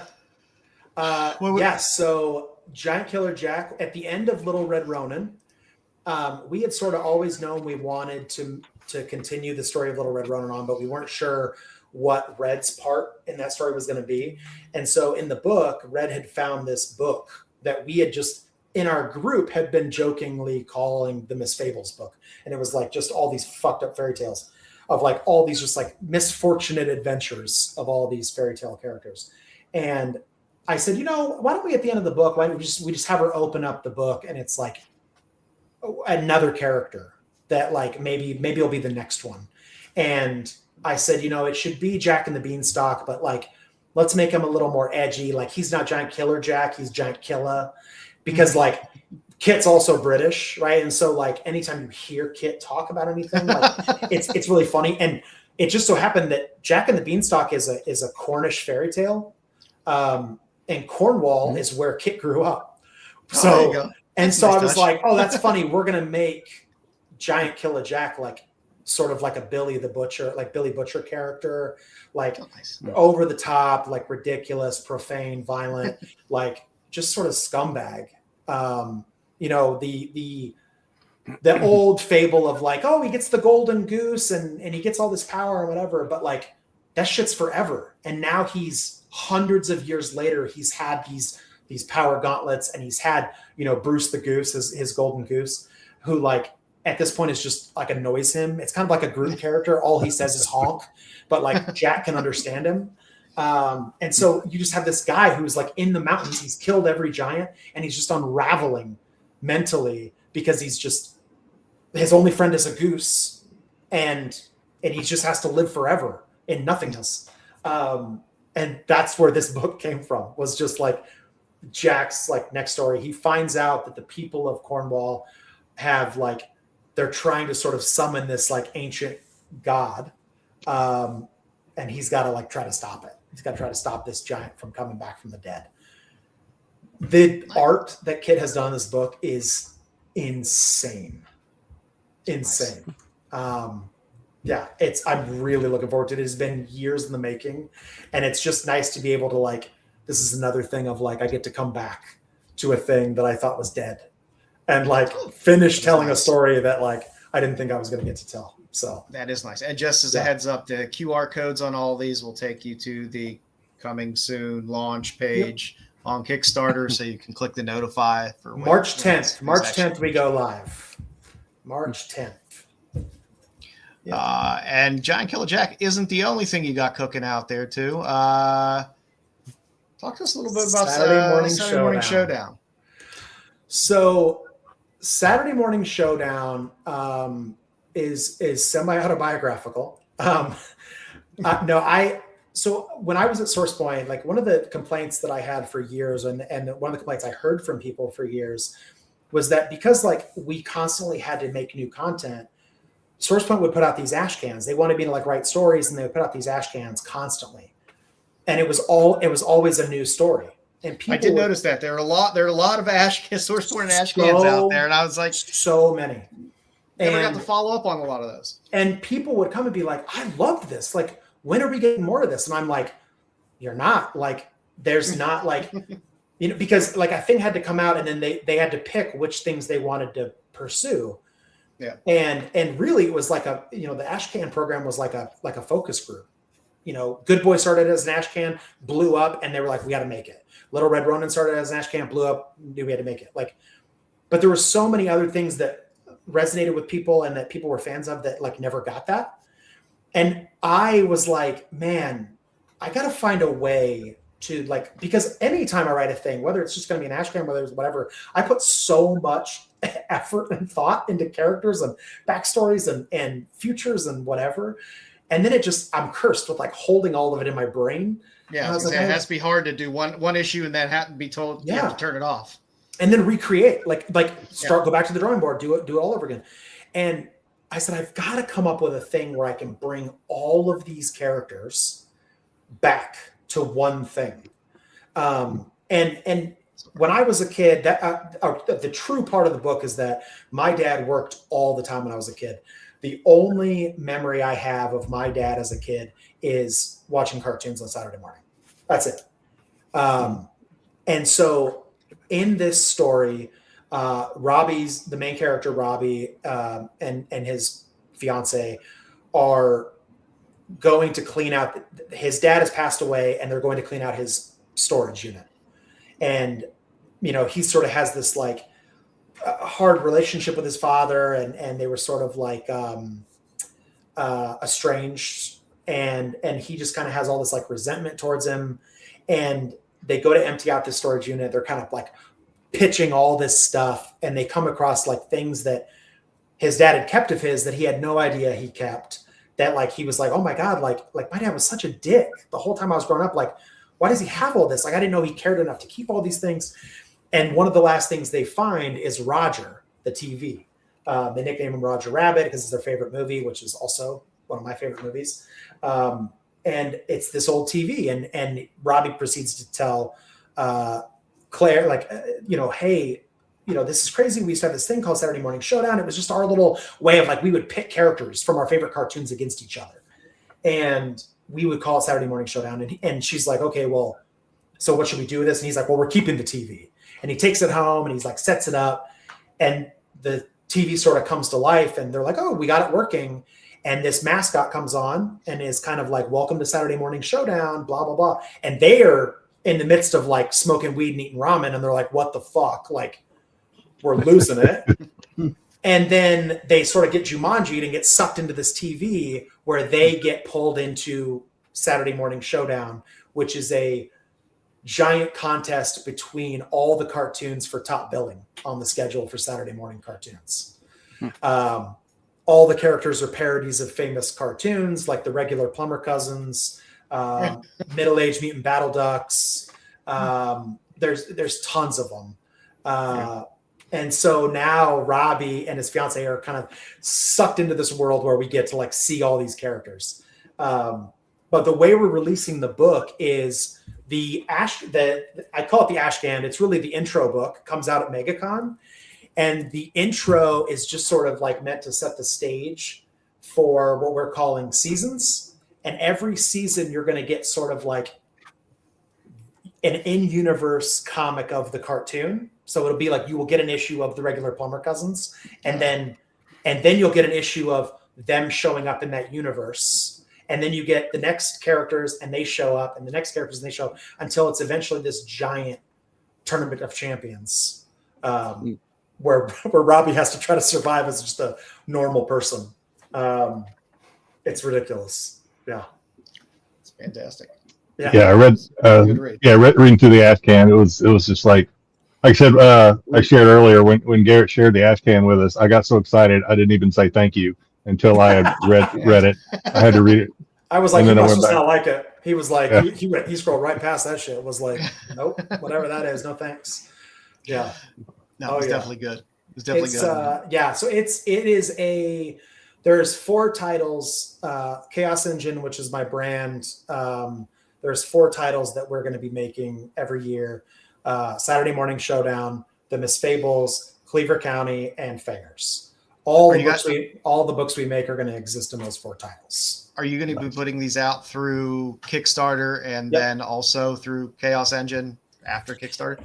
Yeah, so we primarily use crowdfunding because to me, crowdfunding is the best way. Kickstarter used to be like, I have an idea and I can't afford to make it, so like, please help me make my dreams come true. And what it's turned into is a pre-order platform, right? Like, and through years of, I've done traditional distribution, I've done direct market, all of that. The connection that you're able to make with your actual fans, your actual customers, by directly connecting with them through like something like Kickstarter or Patreon or whatnot, is so authentic and genuine and like real that like it's something you never get with comic shops. Like, and I have friends who have incredible comic shops, and I love comic shops, but as an indie creator, it's almost impossible to make. There is an Inspector Gadget one, by the way. The chat's throwing you all kind of recommendations right now. Well, there's so many, bro. You never get that connection. And at a certain point, like I learned of like, man, you could sell so many units of a book and still like not know any single person that supported you and bought this book. Like, because there's a disconnect between you and the fans. And so like, I just was like, you know what, fuck that. Like, I'm going to release everything through Kickstarter first. And then after that, if you want to read my books, you can see me at a convention, or you can go on Whatnot, or you can go join my Patreon. That's it. Like, if you care enough, if you like my stuff, stick around. I'll give you endless bullshit to read. And if you don't, no hard feelings. Like, that's a good method. We've been big fans of Kickstarter. I mean, I find myself far more willing to go back to people that I've interacted with on Kickstarter that have had campaigns, that gone back and forth with stuff like that. And there is a far more personal transaction, I feel, when you're doing Kickstarter. What surprises me is I will get people that will ask a question like on the Kickstarter, and I will reply, and they'll go, Garrett, I didn't know Garrett was going to reply to my like thing. And I'm like, yeah, who do you think's fucking packaging all these books? Well, they're so used to a big machine. That's my point. That's my point. Is it's like, I'm like, and people will send messages like, I just really want to say thank you for taking the time to like, to message me back. And I'm like, you have to thank me for replying to you, a person who is supporting my career. Like, how many dickhead comic creators have you met? Like that's fucked up. Like, you should want to spend time with your fans. You should want to like, talk to these people, to like spend time with these people. Like, I've had people who were like they'll come to a convention, we get to talking for whatever, and then I'm like, yo, we're gonna go to like this place afterwards if you want to come hang out. And they're like, really? Is that okay? Like, whatever. I'm like, yeah, why? I'm a fucking person, right? Like, I'm just a dude who just happens to make up stupid ideas in comic book form. Like, I still like to drink and have fun. Like, you can come hang out with us. Like I said, I love Kickstarter. I like Kickstarter as well, just because I don't know. I just feel you can support the people you want to support more. Yeah. Directly. And we like Garrett Gunn. We want more Garrett Gunn, so we're going to support Garrett Gunn. Whereas it's like, I like Garrett Gunn's books on SourcePoint. I'm one person. I buy them, but who knows what the LCSs are buying, how many they're buying, whatever they're buying. And like you said, you're putting out all these tons of ash cans that you were putting serious effort into having to come up with a new story. You never knew it was going to get grabbed. And, it's nice to be able to support somebody and let them push out their vision. Yeah, I don't understand. And listen, like I said, I love comic shops. I grew up in comic shops, and like, it 100% is not the comic shop's fault in any way. Like, comic shops have been squeezed so tight for pennies on the dollar that like, how can I possibly expect to get a substantial amount of shelf space, like next to like Batman?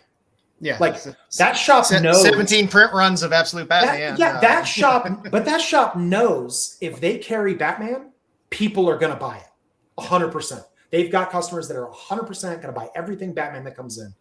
And instead of giving that spot to Batman to be like, well, this guy seems like a real, straight shooter, we should maybe put his book up that maybe no one gives a fuck about.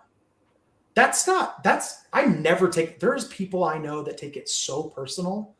And I'm like, take a business class, dog. Like, you can't give space to a thing that doesn't sell. And if everyone's buying Marvel and DC or Image, whatever, of course they're getting the shelf space. Like, that's not them being like, well, we don't like you, we don't like your work, we don't whatever. That is them being like, I have to stock Batman or I don't pay my rent. Yeah. I have to be able to afford food. Yeah. So like, I will, like, what's funny is I just got done making them. I actually made retailer packs for Fangers where I was like, you know what? Like, I don't expect comic shops to buy my books, but I do want my books to get into shops. So what I'm going to do is I printed like 2,000 copies of Fangers #1 of like this different cover. And I put 4 of them in a pack with a retailer, like 1 per bag thank you pack or 1 per store thank you variant. Put them in this pack. And what I'm doing is I'm telling retailers, if you're at a show that I'm at, come to my table. I got free books for you. take them. Like I'll put labels on them and ship them to comic shops randomly. Like, and they get them and they don't have any idea what they are. But I'm like, I have a little note in there. I'm like, hey, like this is me. Like I don't expect shelf space, but like if you want to give these to, you know, for your customers, like that would be dope. Like, thanks. That's it. I don't expect anything out of that. But like every once in a while, I get someone who's like, yo, I was in my LCS and they gave me this fucking book. And like, this is wild. Where can I get the second issue? And I'm like, bro, check out Kickstarter, check out this, boom, boom, boom, boom. Next thing I know, that person's buying every single thing I made for a $7 investment for me to ship a thing to a comic shop.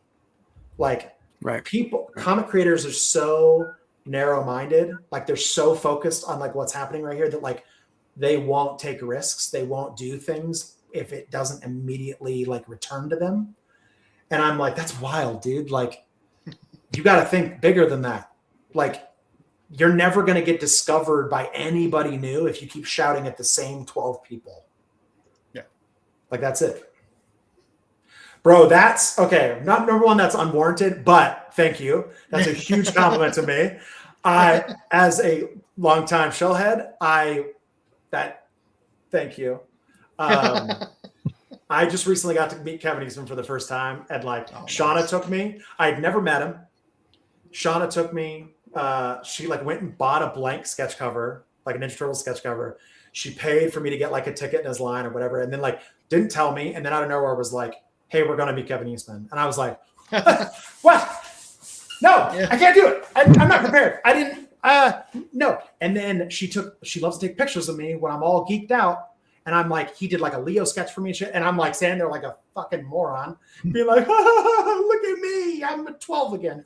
So you brought up your better half, and so one of these days maybe we should get Shauna on here, because Shauna has a history with comics, and we probably don't have time to go into it today. But I mean, yeah, she probably has a lot of stories to tell. I don't know if you want to share briefly some of that, but I will also say, for those that have never watched Garrett on Whatnot, and Shauna and Garrett have the best chemistry of any Whatnot retailer. I mean, it's a show within us. They're selling books, but it's a show within itself to watch you two react with each other.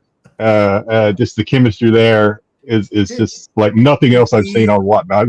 One of the things that keeps me coming back is just watching you two. Friends. Like, it is crazy. Like, it's funny when like I used to think, I mean, I was married for 14 years before like I got divorced and Shauna and I got together, and I thought it was always a joke of like people that be like, I'm married to my best friend, like I'm with my best friend, and I'm like, you guys are so stupid, dude. Like, and like legitimately now I'm like, this is crazy. Like I will turn down hanging out with anybody to hang out with Shauna. Like, we are best friends, and like we have so much fun together. Even when she's driving me up a fucking wall, it is still the fucking best time. And she has been a huge, pusher of me, like in terms of like making me do covers and pursue art and everything. Like, and I was always like, for the longest time, I was like, what the fuck's your motive here? Like, why are you being so supportive and shit? Like, what is this? Why? And then I'm like, oh, she's just like a good person. That's weird. And no stranger to the comic book industry. I mean, again, so that's her. Shauna was Stan Lee's personal assistant. And the funny thing is, in like 2012, when I met Stan Lee and got like, I got a big old tattoo of him on my arm here, and he signed it. And I had gone to Wizard World Austin to meet him and to get it signed. And she was the one that was there. I was there with my ex-wife. She was the one at the table with Stan. We didn't know each other, nothing. And then like all these years later, like we've been at all these events together that we had like we didn't know who each other were, anything. But after she did that, after she was Stan Lee's personal assistant, then like now she helps run Baltimore Comic-Con. Like, she's done so much shit. It's fucking crazy. And she knows these people. She's got, I don't think it's down here. We were going to Baltimore. The first year I went to Baltimore with her, that we were together, she was like, oh yeah, you know, I'm in charge of like the Jim Lee signing that they're doing and blah, blah, blah. And I was like, oh, that's fucking crazy. And she was like, do you want something signed by Jim? She was like, he always offers to sign something for me. And I never know what to like, you know, she's like the ultimate, like, she's like, I'd rather be your friend than have an autograph. Like, and I'm like, yeah, but also get an autograph. Like, what the fuck? But she's so sweet and genuine, like, doesn't ever want anything from anybody, doesn't ever like ask for things, whatever. So like for years, Jim has told her like, oh, do you want me to sign anything for you, Shauna, or whatever? And she says no. And so that year they were doing this event and I said, no, I'm going to go buy you a blank. Just have him sign a blank sketch cover. Just have him do a sketch cover. And so I went and got her an X-Men blank and she takes it into the thing, like not thinking about it. And then after the thing, she's like, Jim's like, I don't know why I asked. Like, do you want me to sign it, whatever? And she was like, actually, and she pulls out this X-Men blank. She's like, will you sign this? And then he proceeds to do a Savage Rogue sketch for her on this thing and sign it. And she gets everything personalized to her because she doesn't sell anything. Everything's a memory. So like, it's like to Shauna, blah, blah, blah, Jim, and like, and it's this fucking insane sketch cover. So she takes the book after he sketches it. She's like, oh my God, you're so sweet, blah, blah, blah. And she goes to shove it in her backpack.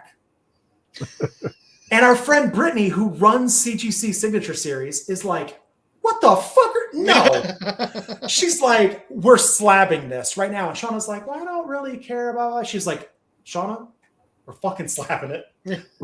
I'll pay for it myself. Like, you're not walking out of here with this fucking like raw sketch.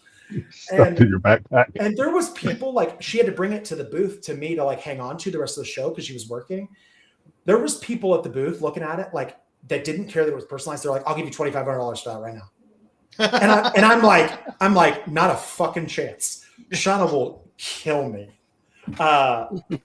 And she just like puts it up in the house. She's like, oh, like Lanil Yu did a fucking She-Hulk sketch for her on a blank and whatever. Like she's got all these things. She's got all these like signatures with like celebrities and all of this shit. And it's all like, I had a guy, the craziest thing where as like we were moving her stuff and she was like, oh, you know, this is like my most prized possession. And she had Stan Lee has only thrown out the ball at a baseball game one time. And it was at the Texas Rangers game. And it was Stan Lee, Todd McFarlane were both there. And Shauna was their assistant.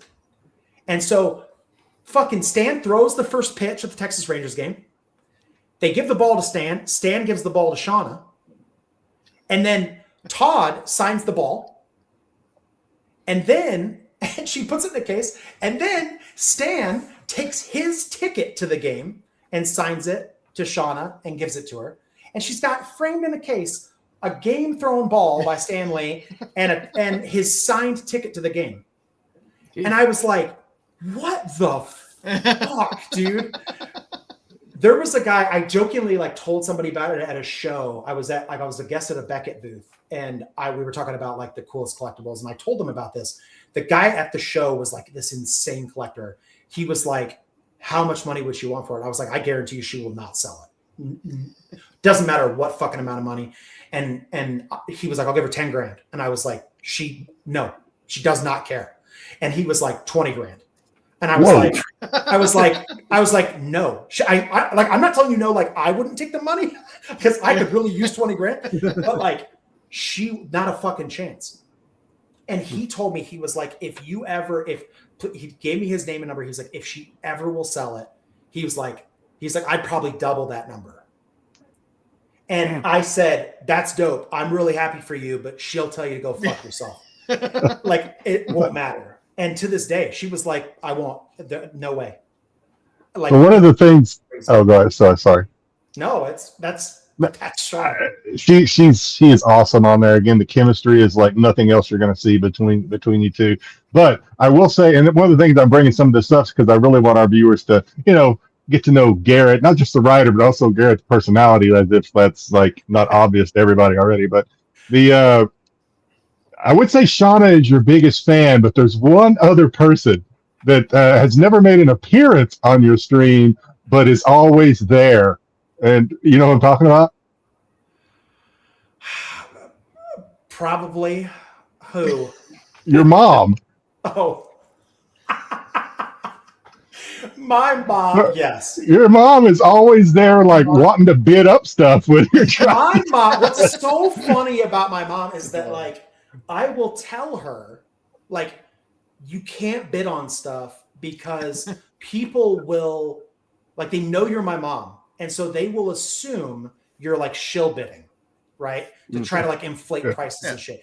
And legitimately, my mom just wants the things because I don't give my parents anything.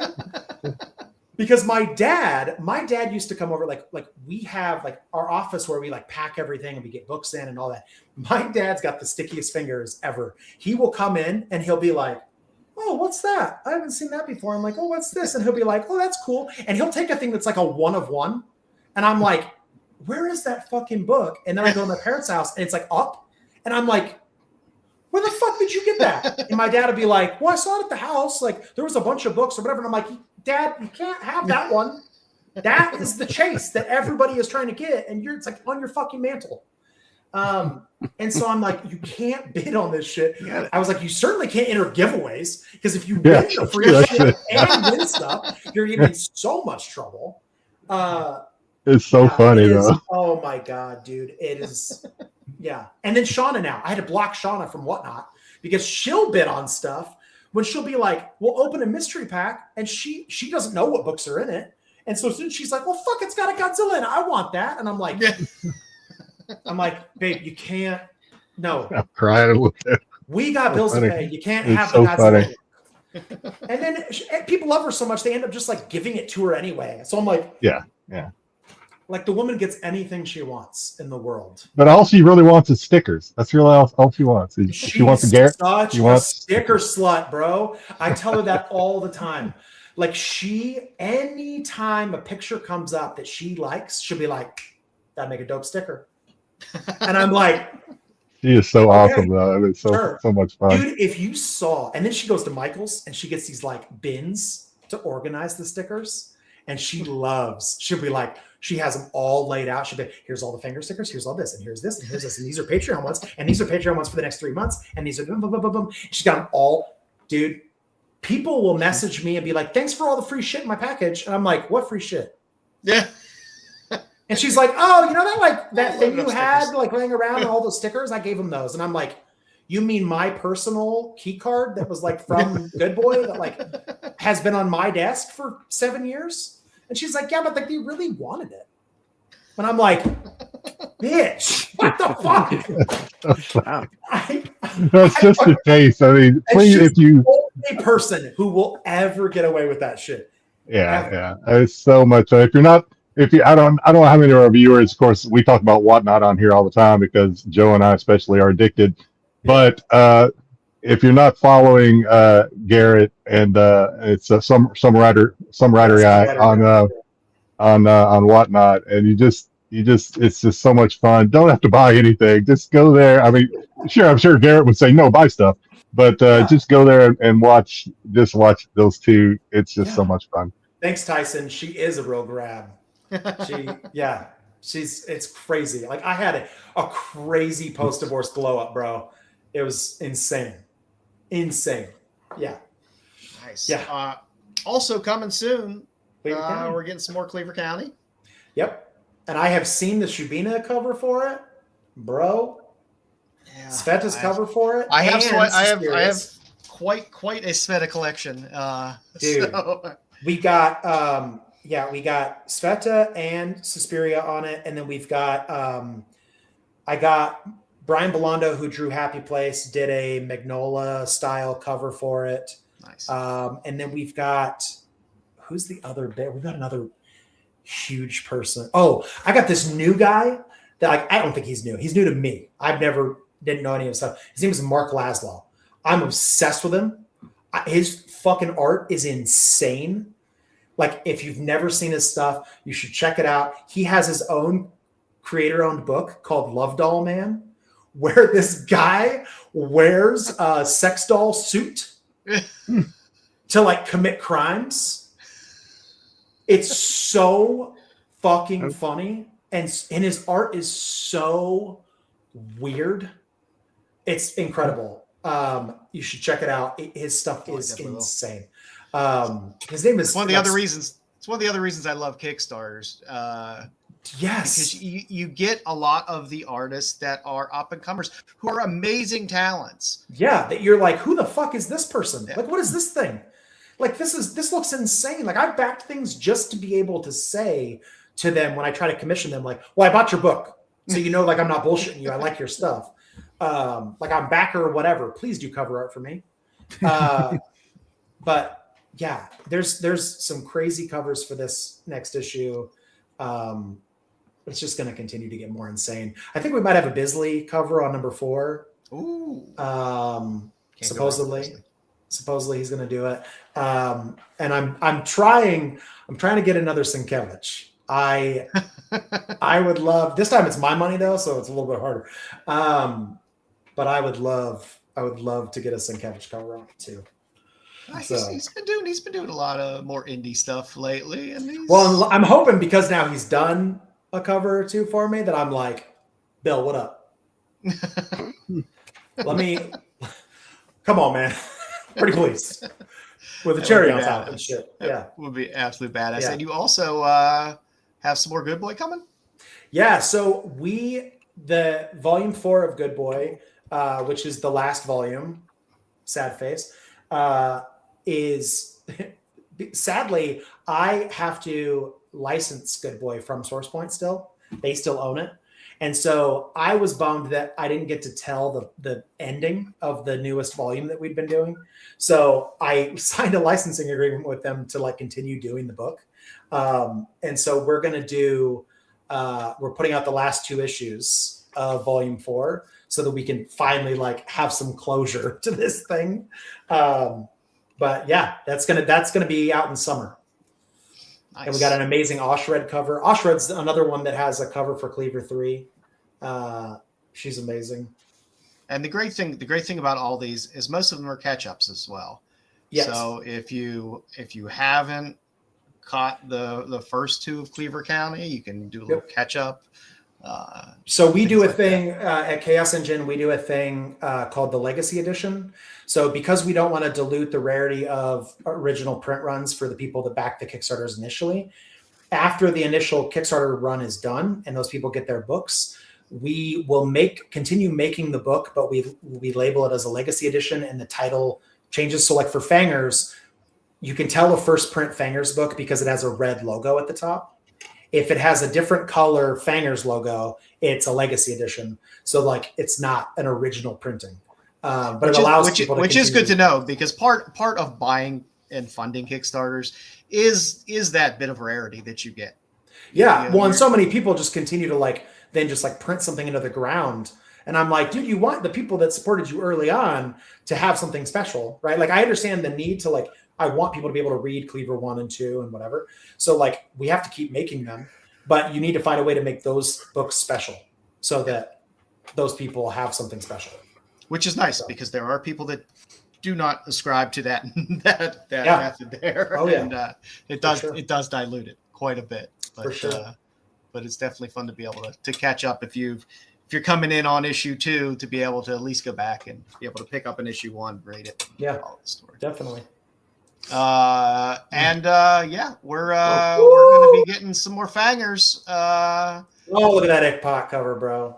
That ICPOC cover and Q Young and the Young cover is pretty damn nice too. It's also the first Fangers main cover that has a dude on it, and I love it. Yeah, what's up with that, bro? Let me tell you something. So this guy, it's not really a spoiler, but. This guy, he's called the Bat King. He's like Slash or Ozzy Osbourne, whatever. He was a rock star turned vampire. He is the ex-husband of the Pain Queen, who's the character you see in the other covers. They were married back in the 1800s. When he I thought he looked familiar. Yeah. But he makes his debut in this issue, and he is fucking awesome.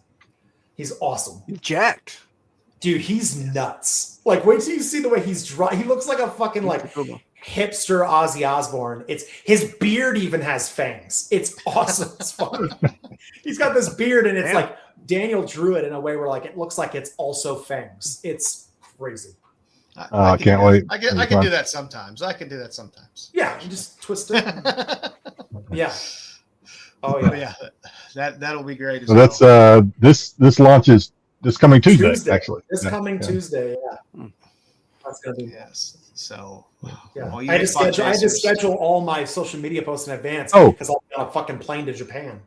While we came back to Fangers, I thought I missed my opportunity. So I picked this up on your stream. This is a Garrett Gunn original. Now I thought you said this was going to be a cover, but I don't remember what it's. Ooh, that is going to be a cover. You might have to wait for an event in August. Okay, I couldn't remember. Okay. Yeah. Another spoiler. Damn, Jedi. I do. Hey, he sold it to me. It's my problem. I do have a cover on this campaign, but that one that you have is a special cover for the it's not a spoiler because I think if I remember right, if it is, I apologize. I think you said during your stream that this was going to be I thought you said C2E2, but I don't think that's accurate. I think it's something else. So that'll continue to be a mystery, I guess. I think it was supposed to be for a convention that we didn't end up doing. And so then we were like, well, fuck, we have it all done. And so we saved it and we put it in the lineup of all the Fang Bang covers, and along with a bunch of other ones. I think let's see if I've got the. I'll give you a little spoiler real quick. Well, here's the MegaCon exclusive for Fang. Let's get you out there. Here, there's the one from MegaCon right here. Yep. Nice. And then we've got, where's it at? There's another one I thought in here. Maybe it's not in here anymore. Well, you just did this one not too long ago. This is the Comics Elite, right? That was the Comics Elite one, yeah. Yep. Yeah. So MegaCon, we've got, let me see, I think I got it right here. So I got your Vampirella remark on this. Oh, that's nice. The Vampirella remark? Yeah. Yeah. That's the I've got a Vampirella cover that's coming out pretty soon. Ooh, awesome. I'm on that. We love our Vampy. Yeah. There's a Oh yeah. Yeah. Don't look at the boobies on the other side. Yeah. Don't look at boobies. That's okay. That's okay. It's all right. Movies. We get limited monetization every week. Yeah. Anyway. Yeah. When Bill McKay was on here, he showed us some of his art, and it had boobies on it, and we thought that was going to get us demonetized, but no, it wasn't that. It was what was it? Something else got us demonetized that week.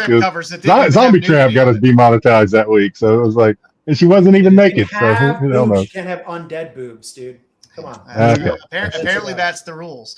Yeah. But so you do have your shop up, and it is up and running at Chaos Engine, which is your brand, which is great for anyone that's there that wants to see the titles that you guys have up there. And I'm sure that thing's just going to keep getting more and more built out as you get more and more books coming out. Yeah. And then you also have Patreon. Yep. Yeah. Patreon.com/SomeWriterGuy. We do basically every month we send out a free sticker to patrons, and then we do a quarterly box that we send to people where you get like it's a stupid amount of stuff you get. Like if we do convention exclusives, you get a free convention exclusive. You get we do a box collection thing where like we do these embossed numbered medals that we only print enough for however many patrons there are. So you get a variant that's a 3D medal that's only for patrons. You get anytime, like now that Shauna's involved too, she just finds shit. She'll be like we did. Stuff in. Spoiler, don't tell anybody, Jedi. But the Saturday Morning Showdown. I'll try. There's a version of this that Shauna made that's a rainbow 3D that only patrons got. Because she's like, hey, you should just make a special version for them. And I was like, okay. If you go to its Patreon, the different tier levels, it's like nuts. It's insane. And if you've been watching, you kind of get the gist that a lot of, Garrett just wants to make the fans happy. You don't give a shit about. I mean, it's like it just wants to make you happy. Everything else is secondary. His tier, you get some really great stuff He's been after me on his stream to like sign up for his Patreon. He hasn't done it yet. I had too much fun on your stream. What's funny is it's so funny to me that like I will tell people, there's people that come to the shows like every week and they buy all these things and I go, you know that if you just subscribe to Patreon, you would have gotten all this for free. Like you would have you spent 4 times as much money I'm addicted. And then those people are like, okay, fine, and they sign up for Patreon and they still come buy stuff. Yeah. I'm afraid that'll be this guy. That's what I'm afraid of. Yeah. Some people just sign up because like I give 40% off original art to patrons. So like, people like Postmaster who like he buys a ton of my original art. Like he'll be like, oh, that Transformers cover was $1,000. It was actually 600. Like, he goes hard. Postmaster goes hard in those in your stream. He's a big time fan. Yeah, he's amazing. Yeah. So is that the last slide? So Garrett has been more than generous with his time because I know he's got a busy day tomorrow, and then he's got some packing to do because he's heading to Japan. But we are, if he can spare like maybe 20 more minutes, we are going to do a little qualifier. Now I always forget how Garrett is. I asked him, I said, have you ever watched the match game? And he's like, no. And then I'm like, I keep forgetting how young he is. But it's pretty fun. I don't know if you did any research. I doubt it. But so basically we're gonna you're the contestant. I'll just go ahead and start moving this along. Trying to match with me? Is that what's happening here? Yeah. So so this is the picture I ended up going with that I found. Great pick. I love it. So what's going to happen is you're the contestant. There's going to be some fill in the blank type questions, and I think oddly enough, ironically enough, the one guest that we've had on board, and we've done this game with Mark Spears, we did it with Bill McKay, and they've all seen the original match game, but I think the one person that may have the match game spirit the most is the person that has never seen it, and that's Garrett Gunn, because of just his personality. I think he's going to get it. I think he's going to understand that it's not necessarily the most serious game, but we do try to match. So we're going to be a fill in the blank. We're all going to write down what we think Garrett's answer is going to be. And then whoever matches or gets close, Joe is the official scorekeeper because he's the only one of us that can be trusted. And that's true. So he will decide if anybody. No, Styx, Tom is. But anyway, if there's anything close or the lines are blurred, Joe will make the judgment call on who gets the point, or even if there's a half a point awarded, so on and so forth. All right, here we go. There's going to be 6 questions. Okay. Hopefully I didn't screw it up too much. First question. I think we usually ask this one of all our guests. If not for his success as a comic creator, Garrett would pay the bills by blank. I think he actually answered this question earlier. That doesn't mean that's what I would do. Yeah. So if not for his success as a comic creator, Garrett would pay the bills by blank.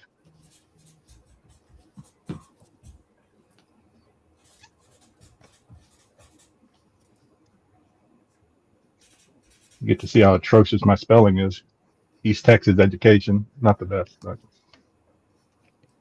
All right, when everybody is done, we will begin with Garrett's reveal. I'm still going, bro. I got real specific. I was going to say, Garrett's the first writer that we've had. Yeah. Okay. So do I show my answer first? You show your answer first. Okay. You ready? Yes, sir. It would be that I would have an OnlyFans, but just where I get to eat naked while trying to hold on to a mechanical bull. That is pretty specific. That is very specific. You're welcome, bro. I knew Garrett was going to understand the spirit of this game. I knew it. I knew he would understand the spirit. Unfortunately, I think that's a niche. I think it's a niche there that's been untapped. If anybody gets that one, they automatically win. That's all I got. If anybody knows that one, As a matter of fact, Joe, what did you say? Or career military. I said, because I know what a sweetheart your wife is. I would say being an extra supportive house husband. Bro. Okay, can I change my answer? Bro, have you guys seen Because I know you don't want to work for anybody else. Yeah. Have we seen what? You guys seen Horrible Bosses?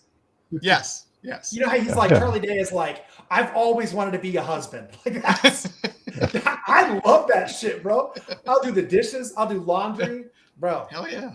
Well, one of the questions I didn't get around to asking it because I did want to ask you because Shauna is, like I said, she's on a ship heading towards Japan where you'll be meeting her. But I was going to ask, did she leave you any sort of honeydew list while she's gone?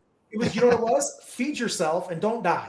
Like, and don't forget to do follower gibbies. When she's gone, I turn into a 12-year-old. Like I eat just cereal and like I watch cartoons and eat cereal and then just jerk off. Like that's the three. And so she's simple like, life of a man. She's like, gotta have some die, exercise. please. She's like, don't die. Just eat something other than cereal. Eat something with a fucking protein in it. So I'm like, that's fine. Don't burn down the house and yeah. Basics. What do you got, Styx? So I kind of went with the whole giveaway stuff. So I said you'd probably be doing just freebies and not making any money. That's what I do now. That's a great. I was gonna. Well, I think if you went with your number 2 answer, I'd at least get a half a point. Not only did I knew you were in the Army. I didn't know you had planned on being a lifer until we had talked about earlier. I said you would be an Army recruiter. Bro, I would be a good recruiter, bro. I think you would be too. I think you'd be an awesome good recruiter. I think you would be. I would be like telling them shit that isn't real all the time. But then you'd be stuck in some strip mall, strip mall rental all day.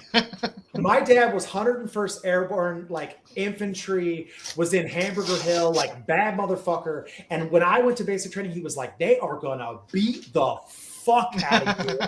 And I was like, what? They can't do that. And he's like, they are gonna pull you in the woods and fuck you up. And I was like, damn. Oh my God. And then I got there and they like all they could do was like make you do push-ups. And I was like, what the fuck? I was so worried about getting shit out of me. It's a little different now. Joe, sorry, go ahead, Dom. Are you going to get a point, Dom? No, so listen. Did you have OnlyFans? What happened? Did you have OnlyFans?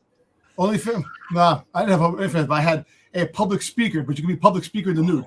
You know what I'm saying? I mean, go either way. You gotta be publicly speaking to be, a personality. Eat at the same time. Yeah, I mean, it's not necessarily what they're paying for, but you could do a little dialogue. Yeah, sure. Yeah. Sitting there reading the Sunday News. I mean, so now, what happens now? Now do I get to pick who had the best answer? Nobody gets a point. Nobody gets a point. Nobody gets a point because we didn't match. So now we oftentimes I get to give like honorary points. Oftentimes the final score is 0. I want to be a trophy husband. All right. All right. Next question. Garrett has a reputation of creating original horror plots and characters. His next might be the most terrifying yet. A convention fan who smells like blank. Oh. He has a reputation of creating original horror plots and characters, but his next one might be the most terrifying. Convention fan who smells like blank. Oh my God, there's so many but now see, I got all these funny answers, but now I don't want to do them because I'm worried that it'll be way too wild. Okay.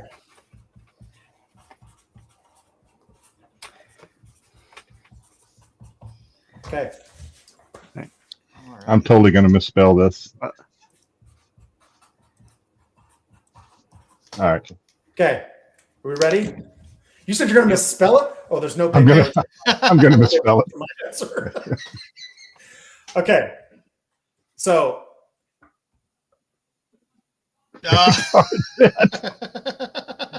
Piss. Oh, yeah. Oh, I almost went with piss. I almost went with piss, but I didn't. This is kind of a given. That's kind of the and the standard odor. I mean, it's their own piss, but Yeah, it's fun. I was torn between piss and pickle juice, and but I went with something different. I went with Funyuns. I don't know. I don't know. I mean, that's kind of piss, isn't it? Yeah. It does smell a It kind little of smells pissy. like piss. hardened piss, I guess. Yeah. A little pissy. Sticks, what you got?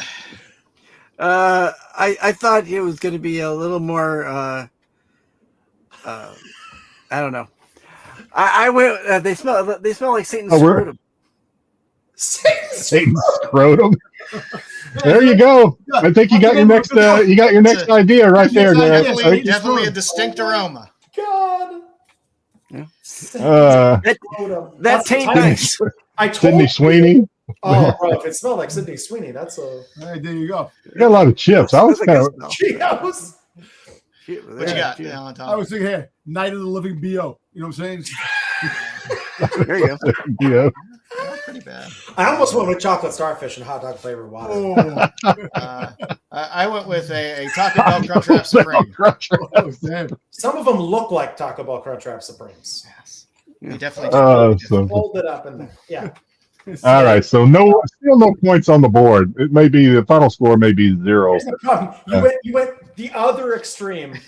Mark and Bill are like, we don't know, and I'm like, here's fucking outlandish shit you'll never guess.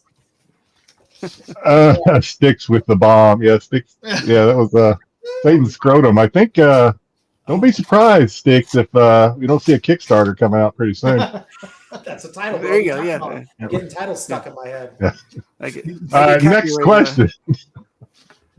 Garrett loves conventions and Garrett loves conventions and meeting the fans, but admits it can get scary, especially when they bring him their blank to sign. Oh boy, are we basing this in real life or? It can, yeah, it can. I'm trying to think what. I know you've mentioned earlier that people love the Death by Wiener, and Yep. there is. I also have the Dracula in FANGERS. But I hope nobody ever brings you one of those to sign. That would be. Yeah, you didn't get to talk about Dracula's huge dick. We did. That was. I thought that was funny that you had mentioned when I brought it up before in one of the streams that you said the first rendering wasn't big enough. And you said, I was like, look, there's gotta be a fucking scarf on this person. Like, he's the OG vampire. He's got to have a fucking dinger, dude. Okay. All right, let me think. Bring him there. I haven't got my answer yet. Hang on a second. I'll actually guess we'll go with Garrett first here. Ready? We'll swoop through. No, I'm not. I'm not ready. I'm having a writer's block. Something Garrett knows nothing about. We'll hang go on all a the way second. through, Jedi. We'll throw you in as like.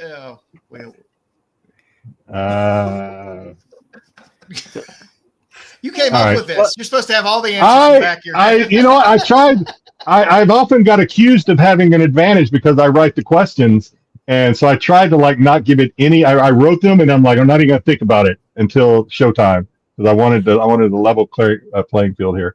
All right, go ahead. I wrote something down. It's not gonna win, but I wrote it down anyway.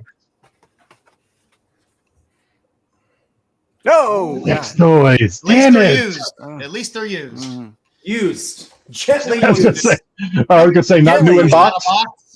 New in box. Well, I'm sorry. I guess it would be fresh out of box if it was used, Yeah. but just in a different way. Yeah. All righty, Dom, what you got? And I put hot dogs and tacos. Those could be used sex toys Yeah, Sure, they good. That could be. Awesome. with the right attitude. What you got, Six? I said that they brought him their I might say their grandma. sweaty Spanx or girdles. The girdle. Girdles. Oh my god. Oh my god. Good Lord. A dead cat. Oh, geez. How about a horse? A freaking horse's head.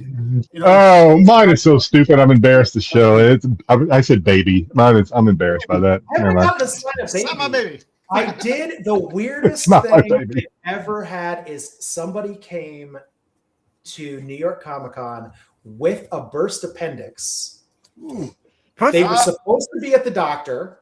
They had a burst appendix. Oh, okay. They carried a short box of book, removed appendix. They brought a short box of books that they carried into New York Comic Con with the burst appendix.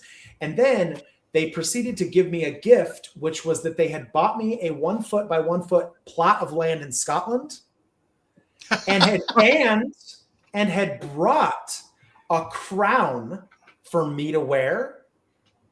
And they wanted me to knight them. Oh my God! So much. I was like, I'm not going to do any of that. He was like kneeling, and he was like, "Please, convoluted. How do you not do that? How do you not do that? There's so much thought into that, Garrett. How do you not do that? It's a little creepy. No, that was a lot. With their head. It was a lot. But horribly ironic because my answer was removed appendix. Did you? I thought you just wrote that. No, that was my answer. Removed appendix. That's fucking wild. Oh my God. I'm not going to find love this episode, I can tell. Right. Oh my God, it'd be so great if we could get John on here with you and play. What was the one with the honeymooners? What's the name, Joey? Or the honeymooners where they have to match answers? That would be hilarious. All right, next one. Newlywed game. If a newlywed game, thank you. If Garrett had, we asked. Funny enough, we asked Bill McKay this, and I did not know that he actually had one. That he did. If Garrett had a secret Easter egg for his writing or art, it would be blank. So I do have one. So I will write what I have. I gotta think.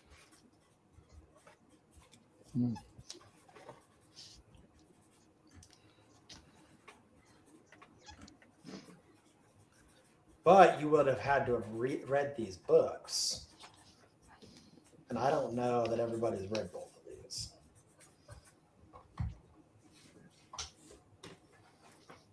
If I read it, I'm terrible about not. I have a bad memory. All right, everybody ready? I feel like I'm just mailing it in this week. Joe, what do you got? I still had the previous conversation on my brain, I guess. We got to have. Oh no, we got to. I'm sorry, we got to see Garrett. You're right. So mine is the Redneck family from Jabberjaw Fangers. They make an appearance in every book I make now because they're on a road trip doing all these different stops, and they make appearances in multiple books.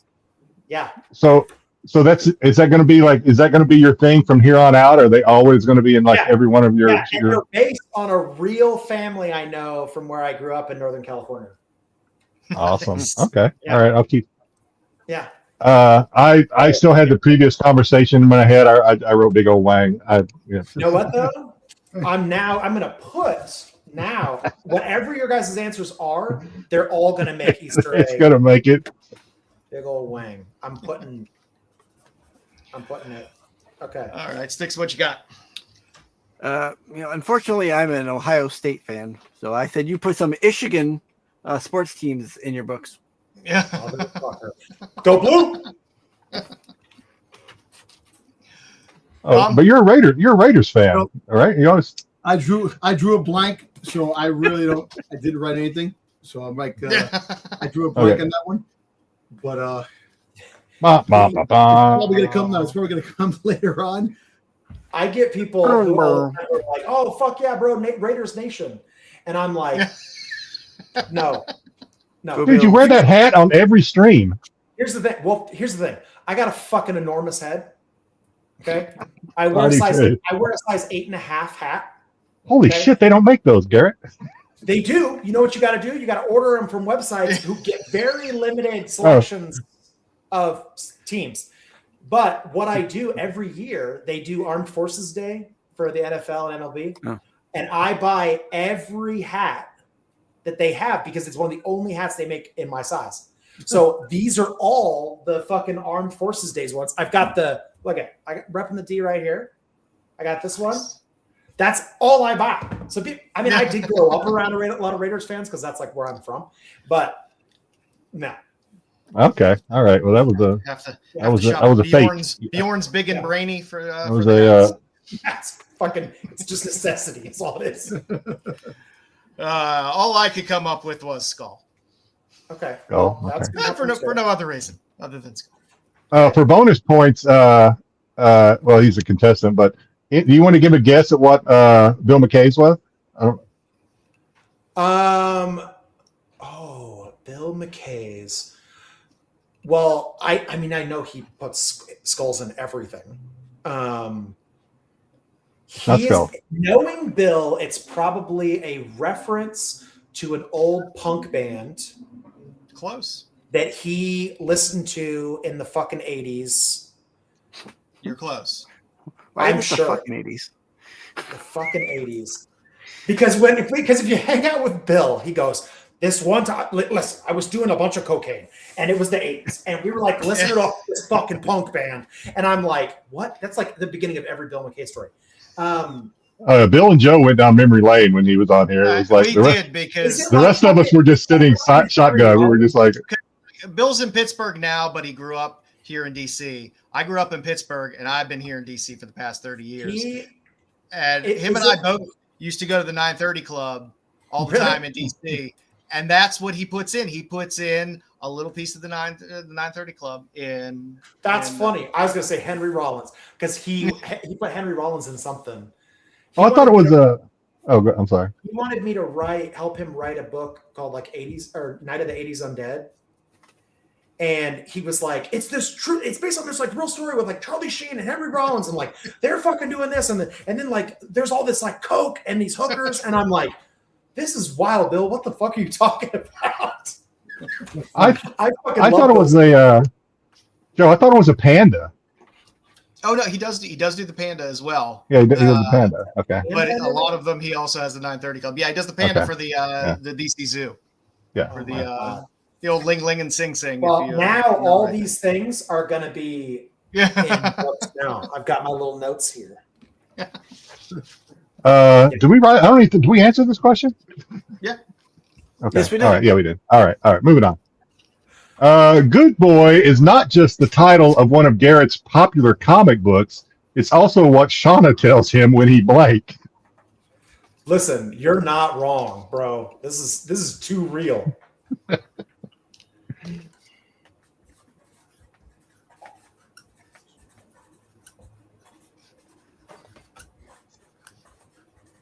This one I might get. I might get this one. This is a home run right here. This one I'm gonna get.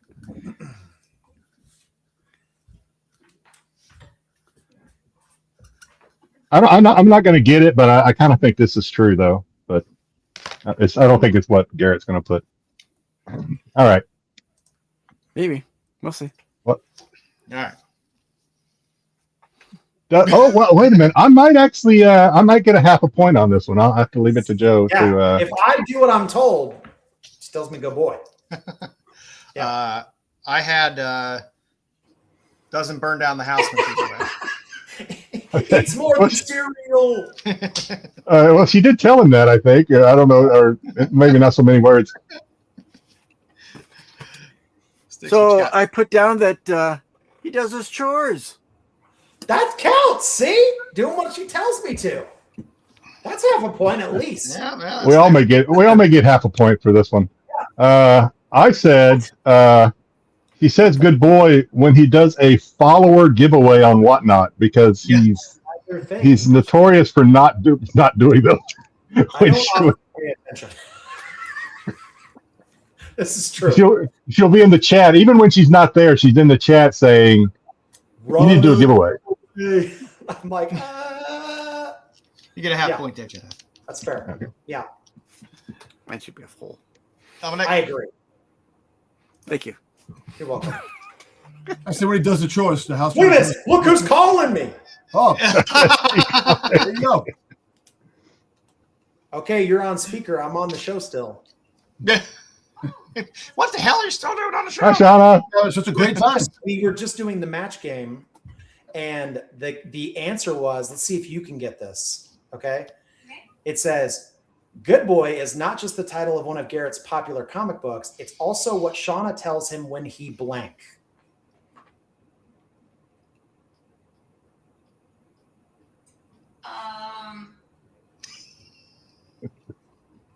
sketch?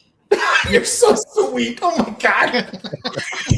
It's far better than me saying doesn't burn down the house.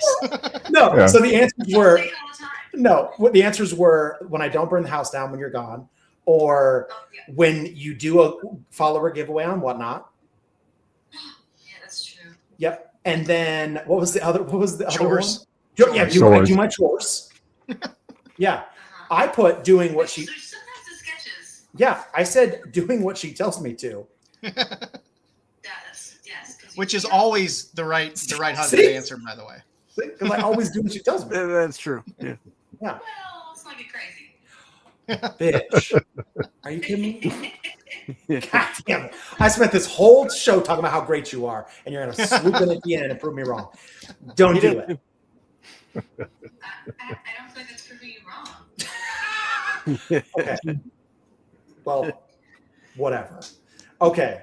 All right, Oh, what, you got a question? well, we have one more question, and Oh, she, okay. Stick around for the last question, babe. They got one more. Shauna can play along if she'd like. All right, Yeah, last you can play it.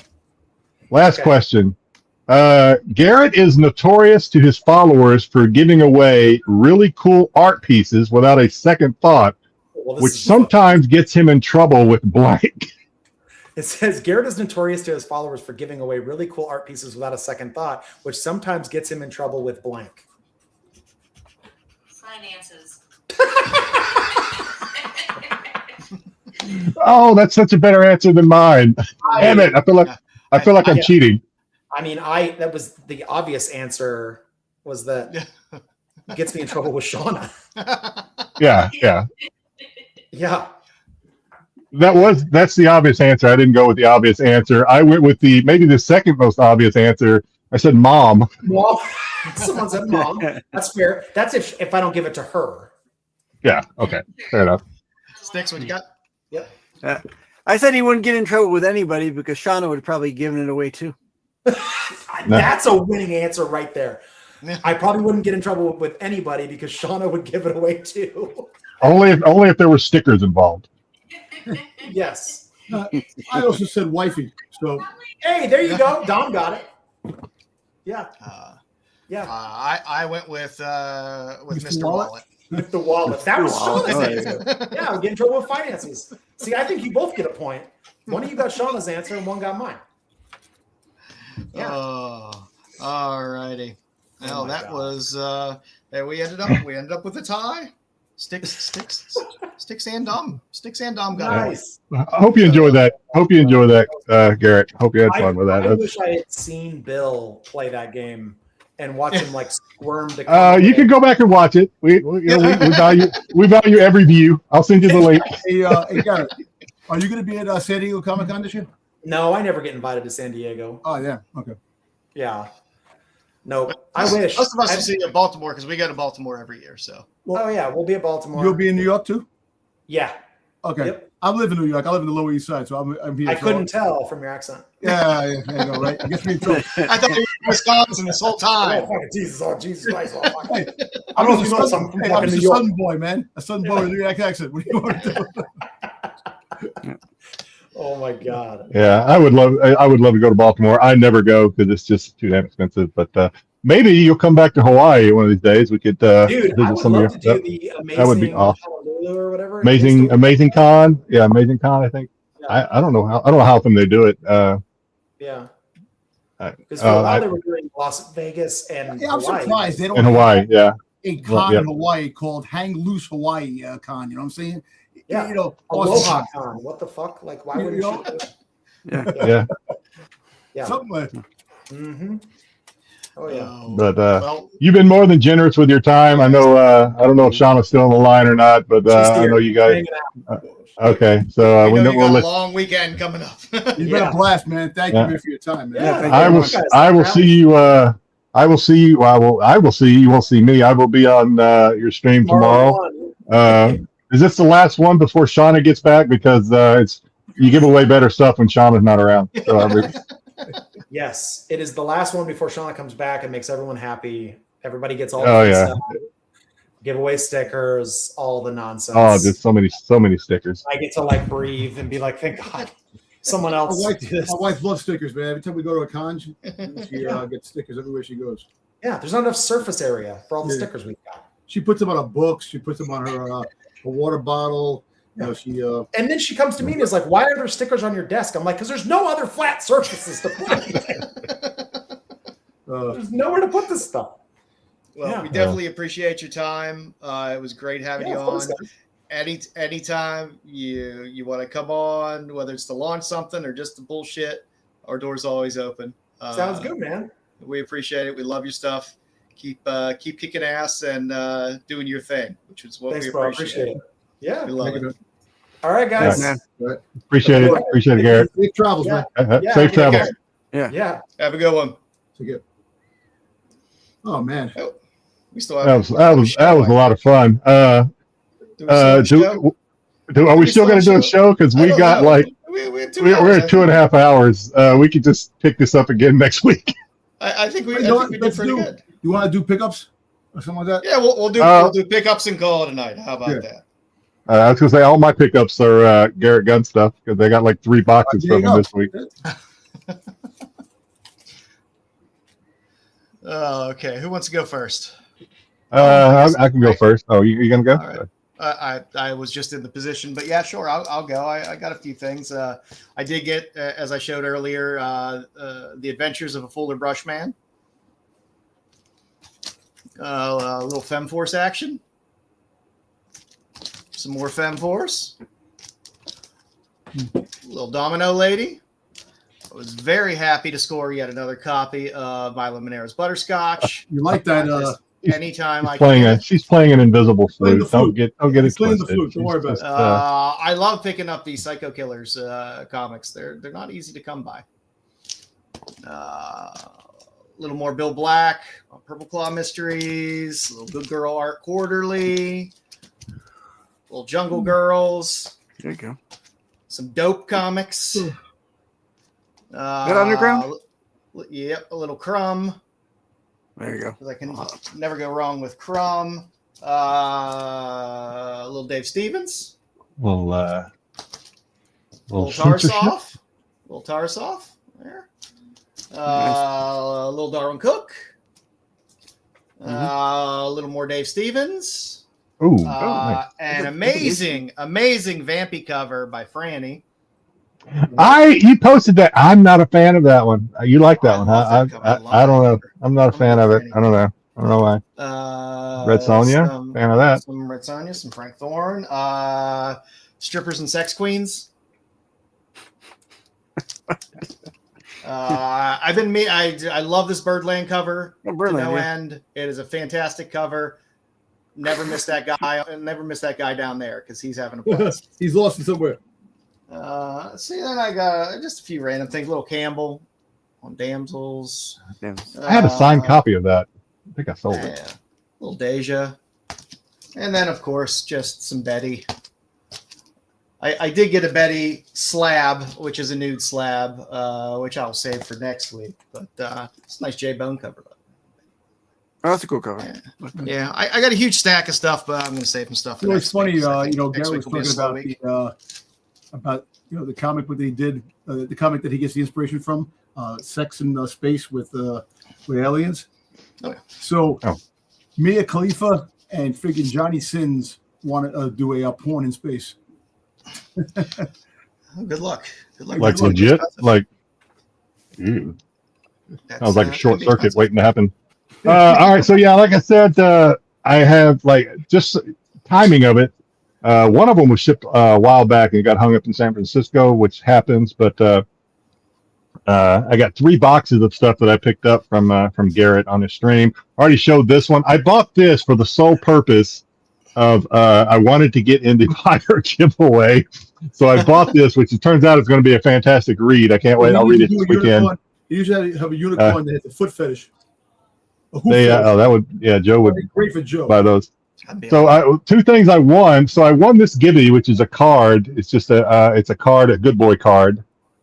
So I won that but then the grand prize Gibby for that show was, and again, I felt like I love it when a plan comes together. I won Garrett's signed 98 copies of all 3 collector edition Little Red Ronin. Like Nice. all 3. Holy crap! You won all Yeah, that? I won all 3 of Yeah. these. Just yeah. Yeah. And it's almost like when I win sometimes, Garrett's like, cousin, because he calls me cousin on there, but because I win, and then when I don't win, I feel like what happened? Okay, I also picked up this. This is Christmas Caroline, signed by Garrett. Picked up these Ryan Kincaid Jabberjaw. Make sure these are safe for TV. Yeah, we already showed these ones. Yeah, Jabberjaw. More wins. I won. I'm not going to open these up, but I won 2 of these. I won a. Which one is this? This is 4 color things. These boxes. I opened them up. There's comics in these, obviously. And this is a Caroline box comic. This may take a bit, so I picked this. I went hard for this, and I wanted it. This is a FANGERS signed by and Garrett, red metal copy. Nice. Is that a metal cover? Yeah, it's metal. He also had the topless one, which I bid on, but somebody wanted it more than I did, which is fair because I wanted the nice copy. So I bought a couple more of his FANGER mystery bags. See if these I can show or not. So this is got the mystery bag exclusive, which is 1 per pack. I forgot this is an artist proof AP. Is this Lena Dye? I can't remember the artist on there. I wish Garrett was still here, but I picked up this one. AP copy of that. Another one. This one I'm pretty sure I'm not going to be able to show. Yep, because this is the lenticular of the FANGERS Ickpot, which if I show it in the wrong angle will get us into trouble, so I can't show that one. Non-Garrett, I got 2. I got my Home Alone Marissa Pope in. All right, here we got some more mystery packs from Garrett.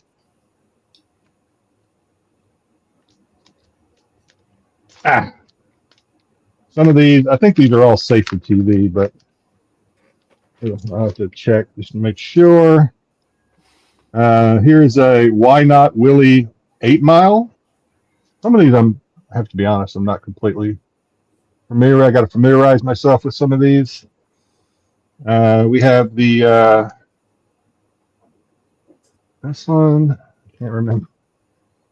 Willie, Why Not, Little Willie, Why Not Willie Book 3?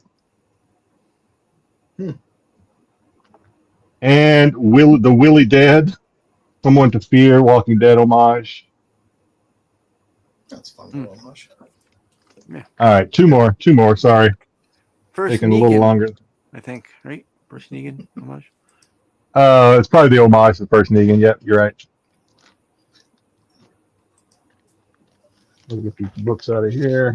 Thank you for the Dirty Pillows reference, Tyson. Yeah. I'll always be happy to carry a reference whenever it's made. What did you say his whatnot was again? It's some writer guy. Oh, Yep. okay. Yeah. Here is a FANGERS. It's some writer guy, same as his Yeah. Patreon. Here's a FANGERS AP number 5. Oops, sorry. I got you. FANGERS AP number 5. There you go. Another is a Warcorn. Is a Spider-Man 300 homage Warcorns. Yeah, that book has been freaking how much of that book? That book has been used over and over again. Bad Bug Midnight. What is this one? This is There's plenty of homages. I'm not sure what this is from Dirty. I will make sure it's not dirty. Okay, I got whatever. I'm not sure what that one is, so I have to reach that one. Ooh. Joe, you probably know who this is. So I got another Why Not Willie. And then Joe, who is this? Do you know who this is? You know the artist on this one? No, I don't. All right, one more. Oh, I don't know the artist on this, but this is the sketch cover I bought, or a sketch I bought on there. Yeah. Can't remember. It's always fun. Can't remember who the artist was. I have to ask Garrett. And lastly, man, these things are.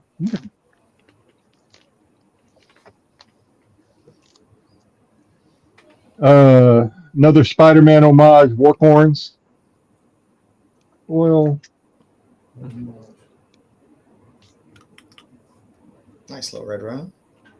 Yeah. Another Willie. All these are safe. Oh, I was going to say this one is not safer. This is the same. This one, he censored it though. This is the same cover that I asked you who it was, but it's the topless. He censored it. I have to see who that is. It's an AP copy. Oh, and then another. What book is that last one from? This one? Yeah. It's a Virgin, so I don't know. I don't know the title.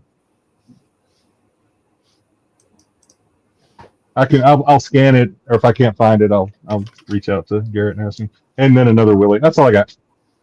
That's enough. That's a lot. That's a lot. Styx, you got anything? Yeah, I got a couple things. So I was able to pick up a couple of these Doctor Who signed cards. Ooh. So I picked up a couple of these. They were like $5. These are all from the season the 13th Doctor run. So, and then my I won't call it a big purchase because you've seen it before, but I got a great deal on it and whatnot, and I wasn't gonna pass it up. So why not? Just another copy of Doctor Who and the Daleks. Hey, why not? Why not? Yeah, why not? Why not? Stack it up with the Mudmen. If you're counting, that's like, quite a few. Yeah, why not? Sooner or later you have them all. Hey, why not? Stack them up. Yeah, number 12, I think. That's all? There you go. That's it. So I forgot to bring this up. So this is another winner thing. I'm sorry. I'll just do it real quick. So this is another giveaway that he won. Again, I wasn't joking, and he's not joking when I said he gives away some awesome stuff to his on his Whatnot stream. So if you check him out, you won't be disappointed. This is a metal printing plate, 11 by 17 of Good Boy issue 1, page 21. Oh, cool. All right, that's fun. That's cool. All right. Dominic, you got anything? Not much. I got. They gave me this at the con when I went to the con. To the toy fair. Funko gave me. Oh, you got Jango. There you this go. Jango Fett. Kind of a violet. It's a sketch Jango Fett, like the sketch series. Oh, okay. The artist series. Yeah, I got that. I just got this in the mail today from Bird City Comics. I think it was limited to 750 or 500 copies. This Megatron cover. Oh, nice. Oh. I didn't get my books this week yet. I didn't get any books, so I got to. Who's the artist on that? What You know? on this? Let's see who the artist is on. On the cover, let's see.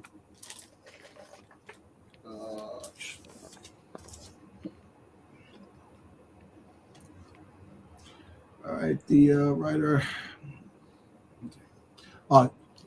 David Nakayama. Oh, Nakayama. Okay. Nice. Yeah. Nice. Nice. Score. That's good. Nice. Well, like I said, Wow. I think we had a good interview today. I think we'll save our content for next week. Yeah, we'll give Joe an easy week. He's already got everything. I've already got stuff. Joe, we're just gonna take a little vacation this upcoming week. We've already got. I still got to come up with Spotlight, but that's You still need a spotlight. Yeah, you still need a spotlight. I could do that. And we got to read. We got to read Vampy. It came out this week, but fret not, ladies and gentlemen. There will be a 5-minute Vampy review next week. It came out this week, so we'll cover it next week. Yep. Armageddon. So I don't know. I think it was a good interview. Good time. A lot of fun. I knew it would be. I knew it would be because if you again, I keep harping back to just his personality when he does his streams, and I've seen him on Sora Song's streams. He's just got that personality. It's just like I knew it was going to be a lot of fun. same. I mean, just right in our lane of comics and just. I never said I was done with Funkos. What are you talking about, man? If it has to do with Boba Fett, Jango Fett, and a character I like, I'm getting it, of course. If Dom ever said that, he was a fever. I might have been on crack. Fever. But yeah. All right, kids. Appreciate Garrett coming on.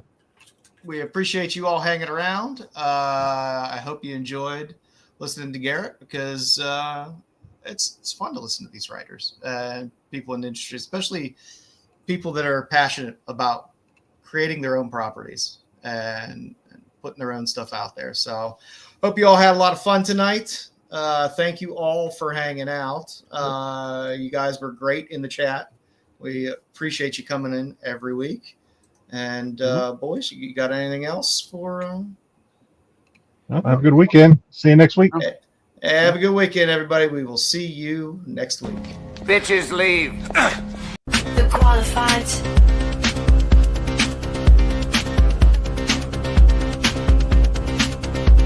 The qualified. The qualified.